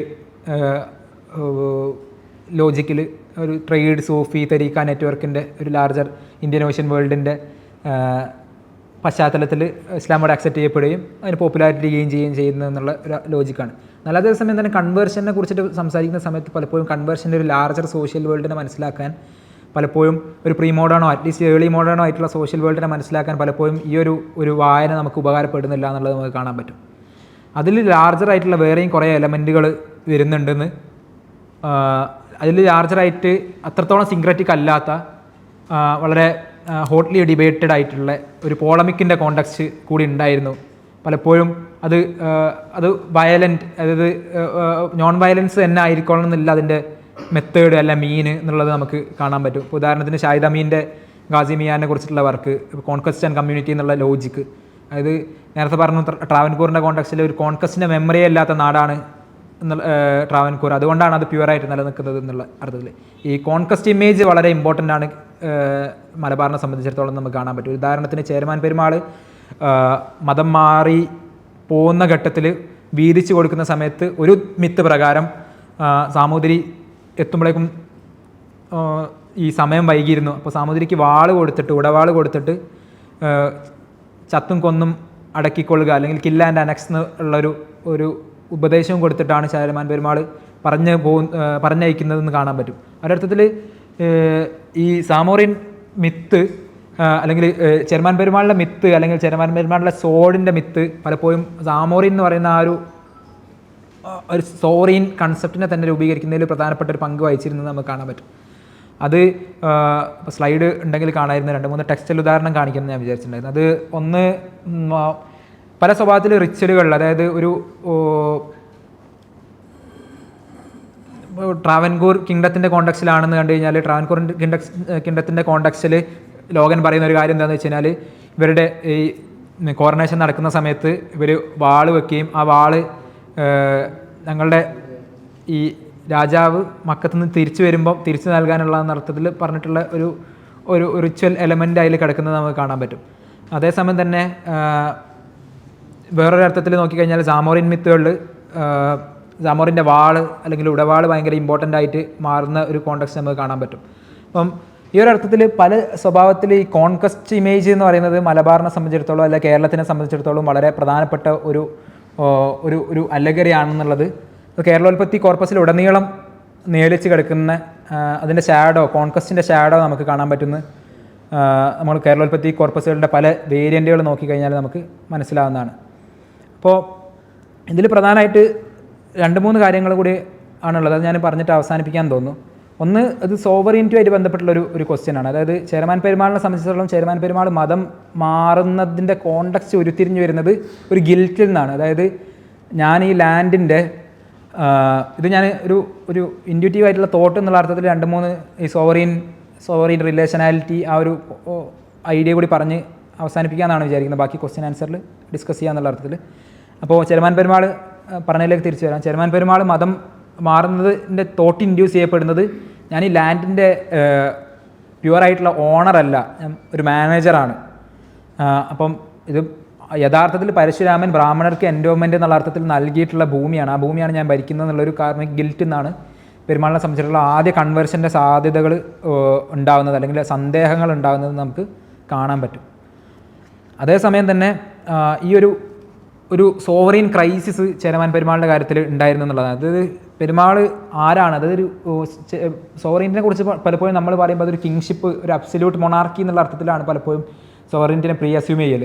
എന്നാൽ അതേസമയം തന്നെ സോവറീൻറ്റി ആസ് എ റിലേഷൻഷിപ്പ് ഒരു പലപ്പോഴും മലബാറിൽ അത് വീക്ഷിക്കപ്പെടുമ്പോൾ നമ്മൾ സോവറീൻറ്റിക്ക് പല അർത്ഥങ്ങളുണ്ടെന്നുള്ളത് നമുക്ക് കാണാൻ പറ്റും. പലപ്പോഴും അതൊരു റിലേഷൻഷിപ്പായിട്ട്, ഒരു പവർ റിലേഷൻഷിപ്പായിട്ട് ആണ് മലബാറിലെ സോവറീൻറ്റി വായിക്കപ്പെടുന്നതെന്ന് അല്ലെങ്കിൽ കേരളത്തിൻ്റെ കോണ്ടക്സ്റ്റിൽ സോവറീൻറ്റി വായിക്കപ്പെടുന്നതെന്ന് നമുക്ക് കാണാൻ പറ്റും. ഉദാഹരണത്തിന് സാമന്തന്മാരായിട്ടുള്ള സാമൂതിരിമാർ ഭൂമി ഭരിക്കുന്നു. അതുപോലെ തന്നെ ബ്രാഹ്മണർ ഭൂമി ഭരിക്കുന്നില്ല, അതേസമയം തന്നെ ഭരിക്കാനുള്ള ഏർപ്പാടുകൾ ചെയ്യുന്നു. പെരുമാൾക്കന്മാരെ കൊണ്ടുവരുന്നത് ബ്രാഹ്മണരാണ് കേരളോൽപ്പത്തി പ്രകാരം. എന്നിട്ട് പെരുമാൾക്കന്മാർക്ക് ഉപദേശം കൊടുക്കുന്നു, ഞങ്ങളുടെ കാര്യം നോക്കിക്കോളാം, നിങ്ങൾ ചില കാര്യങ്ങളിൽ റിച്വലി എൻഗേജ് ചെയ്താൽ മാത്രം മതി, അതായത് ആനിമേറ്റ് ചെയ്താൽ മാത്രം മതി ഞങ്ങൾ പറയുന്ന കാര്യങ്ങളെ. ബാക്കി ആക്ച്വൽ പവർ ഹോൾഡ് ചെയ്യുന്നതും ആക്ച്വൽ പവറിനെ കൺസോൾഡേറ്റ് ചെയ്യുന്ന അതിൻ്റെ മാനിഫെസ്റ്റ് ചെയ്യുന്ന സെൻറ്ററും ബ്രാഹ്മണന്മാരും അവരുടെ ലാൻഡിലുമാണെന്ന് കാണാൻ പറ്റും. ആ ഒരർത്ഥത്തിൽ സോവറീൻറ്റിൻ്റെ നെഗോസിയേഷൻസ് ആക്ച്വലി നടക്കുന്നത് ഒരു ലാൻഡഡ് റിലേഷനുമായിട്ടുള്ള ഡൈനാമിക്സിലാണ് സോവറീൻറ്റി ഓപ്പറേറ്റ് ചെയ്യപ്പെടുന്നത് കാണാൻ പറ്റും. ഒരു മാനേജ്മെൻറ്റിൻ്റെ ക്വസ്റ്റ്യൻ ആയിട്ട് ആണ് സോവറീൻറ്റി ഓപ്പറേറ്റ് ചെയ്യപ്പെടുന്നത് കാണാൻ പറ്റും. ഉദാഹരണത്തിന് ട്രാവൻകൂറിലെ സോവറീൻറ്റിനെ കുറിച്ചുള്ള പഠനത്തിൽ മുഹമ്മദ് ഷാജഹാൻ്റെ വർക്കിൽ ഷാജഹാൻ പറയുന്ന ഒരു പ്രധാനപ്പെട്ട കാര്യം എന്താണെന്ന് വെച്ച് കഴിഞ്ഞാൽ ട്രാവൻകൂറിനെ സംബന്ധിച്ചിടത്തോളം ട്രാവൻകൂറിലുള്ള ഏർലി നായർ ഹിസ്റ്റോറിയൻസ് എല്ലാവരും മാനുവൽ എഴുതിയിട്ടുള്ള ആൾക്കാർ, സ്റ്റേറ്റ് മാനുവൽ എഴുതിയിട്ടുള്ള ആൾക്കാർ, ശങ്കുണ്ണി മേനോൻ, അതിനെ പോലുള്ള ഒരുപാട് ആൾക്കാർ, സ്കോളേഴ്സ് എല്ലാവരും കേരളോൽപ്പത്തി കോർപ്പസുമായിട്ട് എൻഗേജ് ചെയ്യുന്ന സമയത്ത് ഇവരൊരു പ്രധാനപ്പെട്ട ക്രൈസിസ് എന്താണെന്ന് വെച്ചാൽ കേരളോൽപ്പത്തി കോർപ്പസിനെ ഡിസ്മിസ് ചെയ്യണം. ആ ഡിസ്മിസ് ചെയ്യുന്നത് എന്തിനാണെന്ന് വെച്ചാൽ ഇതൊരു ബ്രാഹ്മണിക്കൽ ലെജൻഡാണ്. ബ്രാഹ്മണിക്കൽ ലെജൻഡ് ഇവരെ സംബന്ധിച്ചിടത്തോളം ശൂദ്ര നായർ ലാൻഡഡ് ആയിട്ടുള്ള ആൾക്കാരെ സംബന്ധിച്ചിടത്തോളം ഇവർ ലാൻഡിൻ്റെ പോലുള്ള മാനേജ്മെൻറ്റാണ് ഇവരെ സംബന്ധിച്ചിടത്തോളം ഒരു പ്രധാനപ്പെട്ട ഒരു കൺസേൺ ആയിട്ട് വരുന്നത്. അതിൻ്റെ ഓണർ മാനേജ്മെൻറ്റ് കൺസേണിലാണ് കേരളോൽപ്പത്തിൻ്റെ പ്രസക്തി നിലനിൽക്കുന്നുള്ള ഒരു ആശയം ഷാജഹാൻ്റെ വർക്ക് മുന്നോട്ട് വെക്കുന്നുണ്ട്. അപ്പോൾ ഈ ഒരു ലോജിക്ക് തന്നെ നമുക്ക് മലബാറിൻ്റെ കോണ്ടക്സ്റ്റിലേക്ക് എടുത്ത് ആലോചിച്ച് കഴിഞ്ഞാൽ നമുക്ക് മനസ്സിലാവുന്ന കാര്യം എന്താണെന്ന് വെച്ച് കഴിഞ്ഞാൽ ഈ കേരളോൽപ്പത്തി കോർപ്പസുമായിട്ടുള്ള ഒരു പ്രധാനപ്പെട്ട എൻഗേജ്മെൻറ്റുകൾ എല്ലാം ഈ ഒരു ലാൻഡുമായിട്ടുള്ളൊരു ടെൻഷൻ നമുക്ക് കാണാൻ പറ്റും എന്നുള്ളതാണ്. അപ്പോൾ രണ്ടാമത്തൊരു പോയിൻ്റ് എന്താണെന്ന് വെച്ച് കഴിഞ്ഞാൽ ഈ കേരളോൽപ്പത്തി കോർപ്പസുമായിട്ട് എൻഗേജ് ചെയ്തിട്ടുള്ള കൊളോണിയൽ സ്കോളേഴ്സിനെ നോക്കിക്കഴിഞ്ഞ് കഴിഞ്ഞാൽ പ്രധാനമായിട്ട് എൻഗേജ് ചെയ്തിട്ടുള്ള സ്കോളേഴ്സ് ആരൊക്കെയെന്ന് പറഞ്ഞു കഴിഞ്ഞാൽ 1 അലക്സാണ്ടർ വാക്കറാണ്, 2 ജോനാഥൻ ഡങ്കനാണ്, 3 വില്യം ലോഗനാണ്. ഇവർ 3 ആളും ഒരേ സമയം കേരളോൽപ്പത്തി കോർപ്പസിനെ പല രീതിയിൽ വളരെ രസകരമായിട്ടുള്ള ചരിത്രമാണ്. അത് അലക്സാണ്ടർ വാക്കർ കേരളോൽപ്പത്തി കോർപ്പസിനെ ട്രാൻസ്ലേറ്റ് ചെയ്യുന്നുണ്ട്. കേരളോൽപ്പത്തിനെ ആ ട്രാൻസ്ലേറ്റ് ചെയ്യുന്നത് സമയത്ത് അലക്സാണ്ടർ വാക്കർ പറയുന്നത് ഞാൻ ട്രാൻസ്ലേറ്റ് ചെയ്യുക മാത്രമല്ല, ഞാൻ ഒരാളെ കമ്മീഷൻ ചെയ്ത് ട്രാൻസ്ലേറ്റ് ചെയ്യാൻ ഏൽപ്പിക്കുകയും അതിന് ചെയ്യുന്ന ആൾ ഒരു സിറിയൻ ക്രിസ്ത്യനാണ്, ഇത് ഒരു സ്ക്രൈബായിട്ട് വരുന്നത്. അങ്ങനെ ആ സിറിയൻ ക്രിസ്ത്യനെ ഏൽപ്പിക്കുന്നത് ഒരു സംസ്കൃത സ്കോളർഷിപ്പ് ഇല്ലാത്തൊരു സിറിയൻ ക്രിസ്ത്യൻ ആണെന്നാണ് ഞാൻ വിചാരിക്കുന്നത്. ഏൽപ്പിക്കുന്നുള്ളൊരു പശ്ചാത്തലവും അലക്സാണ്ടർ വാക്കർ പറഞ്ഞു വെക്കുന്നുണ്ട്. ഞാൻ അതേസമയം തന്നെ ഞാനിത് കോർപ്പസ് ട്രാൻസ്ലേറ്റ് ചെയ്യും. ആ ട്രാൻസ്ലേറ്റഡ് കോർപ്പസിനെ ജൊനാഥൻ ഡങ്കൻ നേരത്തെ ട്രാൻസ്ലേറ്റ് ചെയ്ത് വെച്ചിട്ടുള്ള കോർപ്പസുമായിട്ട് ഞാൻ ഒത്തുനോക്കുകയും ചെയ്തെന്ന് വാക്കർ പറയുന്നുണ്ട്. അതേസമയം ഡങ്കൻ്റെ പോയി കഴിഞ്ഞാൽ ഡങ്കൻ അതിനെ ട്രാൻസ്ലേറ്റ് ചെയ്യുന്നതിൻ്റെ ഒരു കോണ്ടെക്സ്റ്റ് വിവരിക്കുന്നുണ്ട് ഏഷ്യാറ്റിക് റിസർച്ചസിൽ.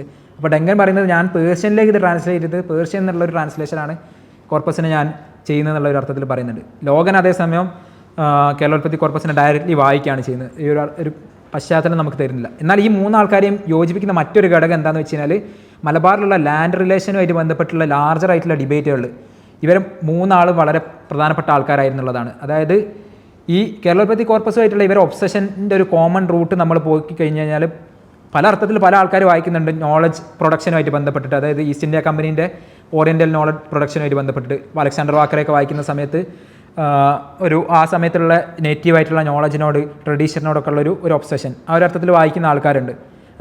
എന്നാൽ അതേസമയം തന്നെ ഒരു ആക്ച്വൽ മെറ്റീരിയൽ ഹിസ്റ്ററിൻ്റെ കോണ്ടക്സ്റ്റ് എന്ന് വായിച്ചു കഴിഞ്ഞാൽ ഇവർ മൂന്നാൾക്കുള്ള കോമൺ ആയിട്ടുള്ള ഒബ്സഷൻ എന്ന് പറഞ്ഞു കഴിഞ്ഞാൽ മലബാറിലെ ലാൻഡ് റിലേഷൻസ് ആയിരുന്നു. ആ ലാൻഡ് റിലേഷൻസിൻ്റെ ഒരു കൺഫ്യൂഷൻ ആയിരുന്നു. അതായത് ജന്മി കാണ അല്ലെങ്കിൽ ജന്മം കാണ മര്യാദ എന്ന് പറയുന്ന അർത്ഥത്തിൽ മലബാറിൽ കെ.എൻ. ഗണേശ മാഷൊക്കെ വിവക്ഷിക്കുന്ന ആ ഒരു ലോജിക്ക് വരെ സംബന്ധിച്ചിട്ടുള്ള ഒരു പ്രോബ്ലമാണ് സോൾവ് ചെയ്യാൻ പറ്റാണ്ടിരുന്നത്. അതായത് കേരളത്തിൽ എങ്ങനെയാണ് ലാൻഡ് രൂപം കൊള്ളുന്നത്, അത് ഏത് പ്രോപ്പർട്ടിയാണ്, എന്ത് കൈൻഡ് ഓഫ് പ്രോപ്പർട്ടിയാണ് കേരളത്തിലെ ലാൻഡ്. അത് ഇപ്പം രണജിത് ഗോയൊക്കെ പറയുന്ന പ്രൈവറ്റ് പ്രോപ്പർട്ടി എന്ന് പറയുന്നത് ഒരു കമ്പനീൻ്റെ വരവോടുകൂടി ഇവിടെ അല്ലെങ്കിൽ കൊളോണിയലിസ്റ്റിൻ്റെ വരവോടുകൂടിയാണ് പ്രൈവറ്റ് പ്രോപ്പർട്ടി എന്ന് പറഞ്ഞ കൺസെപ്റ്റ് ഉണ്ടാകുന്നതെന്ന് പറയുന്നത്. അപ്പം ഈ പറഞ്ഞ പ്രൈവറ്റ് പ്രോപ്പർട്ടി എന്ന് പറഞ്ഞ കൺസെപ്റ്റിനെ വായിക്കാൻ വേണ്ടിയിട്ട് അല്ലെങ്കിൽ കേരളത്തിലെ ലാൻഡ് എന്ന് പറഞ്ഞ പ്രോബ്ലത്തിനെ അഡ്രസ്സ് ചെയ്യാൻ, അതായത് ഇതെന്ത് സ്വഭാവമുള്ള ലാൻഡാണ് കേരളത്തിലുള്ളത്, ഇതിൻ്റെ കാസ്റ്റ് റിലേഷൻസ് എങ്ങനെയാണ്, ഇത് കൈകാര്യം ചെയ്യുന്ന ആൾക്കാർ ആരൊക്കെയാണ്, ഇതിൻ്റെ കമ്മ്യൂണിറ്റി എൻഗേജ്മെൻറ്റുകൾ എങ്ങനെയാണ് നടക്കുന്നത്, ഈ ഒരു ക്വസ്റ്റ്യനാണ് ഇവർക്ക് കേരളോൽപ്പത്തിയായിട്ടുള്ളൊരു ലാർജറായിട്ടുള്ള എൻഗേജ്മെൻറ്റ് വരുന്നതെന്ന് നമുക്ക് കാണാൻ പറ്റും.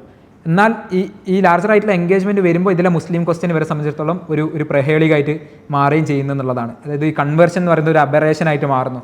അതായത് ഒരേ സമയം തന്നെ ഒരു ബ്രാഹ്മിൺ ഇൻഫ്ലേറ്റഡ് ലെജൻഡാണെന്ന് നമ്മൾ ഇപ്പോൾ ലോകനൊക്കെ പറയുന്നു. അത് ഇപ്പോൾ കാരണം ലോകനെ സംബന്ധിച്ചിടത്തോളം ലോകം വരുന്ന കോണ്ടെക്സ്റ്റ് വളരെ ഇമ്പോർട്ടൻ്റ് ആണ്. അപ്പോൾ ലാൻഡ് ഡിബേറ്റുമായിട്ട് ബന്ധപ്പെട്ട് വേറെ എൻഗേജ് ചെയ്യുന്ന ബാബറാണ്. ബാബർ വരുന്ന കോണ്ടെക്സ്റ്റ് പഴശ്ശി റിവോൾട്ടുമായിട്ട് ബന്ധപ്പെട്ടിട്ടാണ്.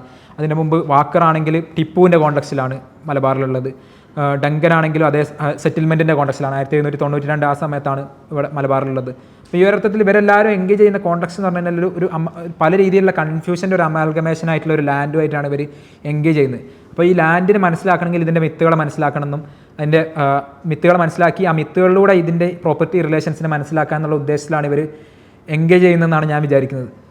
അതാണ് ഇവരെ കോമൺലി ഇവരെ ഈ കേരളോൽപ്പത്തി കോർപ്പസിൽ ഒബ്സസ്ഡ് ആക്കാനുള്ള ഒരു കോമൺ ക്യാരക്ടറിസ്റ്റിക്സ് എന്നുള്ളത് ഒരു ആക്ച്വൽ പ്രോപ്പർട്ടി റിലേഷൻ്റെ ക്വസ്റ്റ്യൻ ആണെന്നുള്ളത് നമുക്ക് കാണാൻ പറ്റും. അല്ലെങ്കിൽ ജന്മം കാണണം എന്നുള്ള ആശയങ്ങളെ എങ്ങനെ മനസ്സിലാക്കണം എന്നുള്ള ഒരു ക്വസ്റ്റ്യനായി രൂപപ്പെടുന്ന ഒരു ഇൻട്രസ്റ്റ് ആണെന്ന് നമുക്ക് കാണാൻ പറ്റും. ഇതെങ്ങനെയാണ് പിന്നെയും മുസ്ലിം ക്വസ്റ്റ്യൻ ഒരു ഇമ്പോർട്ടൻ്റ് ആയിട്ടുള്ളൊരു ഘടകമായി മാറുന്നതെന്ന് നമ്മൾ ആ ഒരു ആലോചനയും കൂടി പറഞ്ഞിട്ട് ഞാൻ നിർത്താമെന്ന് വിചാരിക്കുന്നു. അപ്പോൾ ഈ ഒരു സീംലെസ് ആയിട്ടുള്ളൊരു നരേറ്റീവ്, അതായത് ബ്രാഹ്മൺ കോർപ്പസ് നിന്ന് അല്ലെങ്കിൽ പരശുരാമൻ്റെ ലാൻഡ് എൻഡോമെൻറ്റിൽ നിന്ന് ബ്രാഹ്മിൺ സെറ്റിൽമെൻറ്റുകൾ, ആ ബ്രാഹ്മിൺ സെറ്റിൽമെൻറ്റുകൾ എന്നുള്ള അഗ്രേറിയൻ ആയിട്ടുള്ള ഫോർമേഷനുകൾ, അങ്ങനെ ആ അഗ്രേറിയൻ ഫോർമേഷൻ്റെ മാനേജേഴ്സായിട്ട് ബ്രാഹ്മിൺസ് തന്നെ കൈകാര്യകർത്താക്കളായിട്ട് വിളിക്കുന്ന പെരുമാൾ റൂളേഴ്സ്, ആ റൂളേഴ്സ് ഭരിച്ചിരുന്ന ലാൻഡ്, ആ ഒരു അർത്ഥത്തിലുള്ള ഒരു സീംലെസ് ആയിട്ടുള്ള ഒരു കണ്ടിന്യൂറ്റി നമുക്ക് കേരളോൽപ്പത്തി കോർപ്പസിൽ നമുക്ക് കാണാൻ പറ്റും. ഈ കണ്ടിന്യൂറ്റിനെ ബ്രേക്ക് ചെയ്യുന്ന ഒരു എലമെൻ്റാണ് കൺവേർഷൻ എന്ന് കാണാൻ പറ്റും. അപ്പോൾ ഈ കൺവേർഷൻ, ചേരമാൻ പെരുമാൾ കൺവേർഷനിൽ ആൾക്കാർ ഒബ്സസ്ഡ് ആവാനുള്ളൊരു കാരണം അതിനുള്ള പല രീതിയിലുള്ള ഈ മെറ്റഫോറിക്കൽ മിത്തിക്കലായിട്ടുള്ള എലമെൻറ്റുകൾ ഉള്ളതുകൊണ്ടാണ് നമുക്ക് കാണാൻ പറ്റും. ഇപ്പോൾ കിസത്ത് ഫർമാദിലൊക്കെ പറയുന്ന കഥ, കിസത്ത് ചക്രവർത്തി ഫർമാദ് എന്ന് പറയുന്ന അറബിക് മാനസ്ക്രിപ്റ്റിൽ ഇപ്പോൾ കലീലിനൊക്കെ അറിയായിരിക്കും, പല അർത്ഥത്തിൽ വളരെ ഇൻട്രസ്റ്റിംഗ് ആയിട്ടുള്ള വേറൊരു ടേൺ തന്നെ പെരുമാൾ കഥയിൽ നമുക്ക് ലഭിക്കുന്നുണ്ട് എന്നുള്ളതാണ്. അപ്പം ആ ഫർമാദിൻ്റെ കോണ്ടക്സ്റ്റിലാണെങ്കിൽ തന്നെയും ഈ പറഞ്ഞിട്ടുള്ള ഒരു അലഗോറിക്കൽ മെറ്റഫോറിക്കൽ സാധ്യതകൾ വളരെ അധികമാണ് ഈ പെരുമാളിൻ്റെ കൺവേർഷനായിട്ട് ബന്ധപ്പെട്ടെന്ന് കാണാൻ പറ്റും. പെരിയ പുരാണത്തിലാണെങ്കിലും ഈ ഒരു അലഗോറിൻ്റെ സാധ്യതകൾ വളരെ അധികമാണെന്ന് നമുക്ക് കാണാൻ പറ്റും. എന്നാൽ അതേസമയം തന്നെ ബാണപ്പെരുമാളുടെ കഥ, അതായത് ഇന്ന് നമ്മൾ ഡിസ്കസ് ചെയ്തിട്ടുള്ള ഈ ഒരു കേരളോൽപ്പത്തി സബ്സെക്ഷനിൽ ഈ ഒരു മെറ്റഫോറിക്കലായിട്ടുള്ള സാധ്യതകൾ പല അർത്ഥത്തിൽ റെഡ്യൂസ് ചെയ്യപ്പെടുകയും ഇതൊരു ആക്ച്വൽ പോളമിക്കിൻ്റെ ഒരു കോണ്ടക്സ്റ്റ് നമുക്ക് ഓപ്പൺ അപ്പ് ചെയ്യുകയും ചെയ്യുന്നുണ്ട് എന്നുള്ളതാണ് ഇതിൻ്റെ ഒരു ഇൻട്രസ്റ്റിംഗ് ലെയറായിട്ട് ഞാൻ മനസ്സിലാക്കുന്നത്.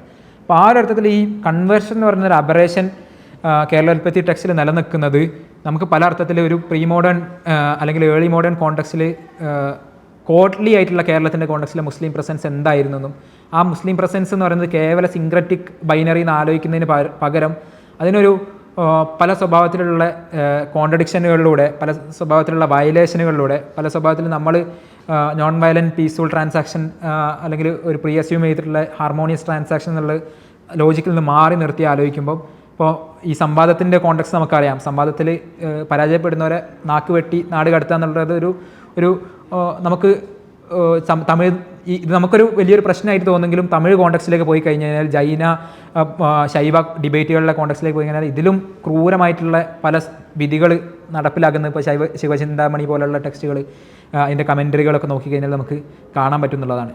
അപ്പോൾ വീരശൈവ ട്രഡീഷൻ്റെ അപ്പോൾ ഈ ഒരു ലാർജർ ആയിട്ടുള്ള ഒരു തമിഴകം അല്ലെങ്കിൽ ഈ പറഞ്ഞിട്ടുള്ള ലാർജർ സൗത്ത് ഇന്ത്യയിലുള്ള ഒരു വളരെ പ്രധാനപ്പെട്ട ഒരു മുസ്ലിം പ്രസൻസ്, കോട്ട്ലി പ്രസൻസിൻ്റെ സാധ്യത ആണ് ഈ പറഞ്ഞിട്ടുള്ള ഒരു പർട്ടിക്കുലർ ആയിട്ടുള്ള ഒരു ടെക്സ്റ്റിൻ്റെ സബ്സെക്ഷൻ നമുക്ക് മുന്നോട്ട് വെക്കുന്നത് നമുക്ക് കാണാൻ പറ്റും.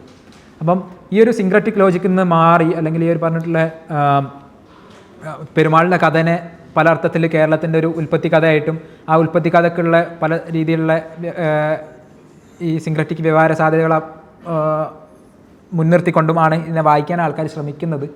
എന്നാൽ അതിൽ നിന്ന് മാറിയിട്ട് ഒരു കോട്ട്ലി പോളമിക്കൽ കോണ്ടക്സ്റ്റിൽ എങ്ങനെ വായിക്കാൻ പറ്റും എന്നുള്ളതിൻ്റെ ഒരു പ്രധാനപ്പെട്ട ഒരു വളരെ സമ്പന്നമായിട്ടുള്ളൊരു സൂചനയാണ് ഈ ബാണപ്പെരുമാളിൻ്റെ പള്ളി ബാണപ്പെരുമാളിൻ്റെ കഥ നമുക്ക് അല്ലെങ്കിൽ കേരളോൽപ്പത്തി ഭാഗം നമുക്ക് നെഗറ്റീവ് നമുക്ക് നൽകുന്നത് നമുക്ക് കാണാൻ പറ്റും.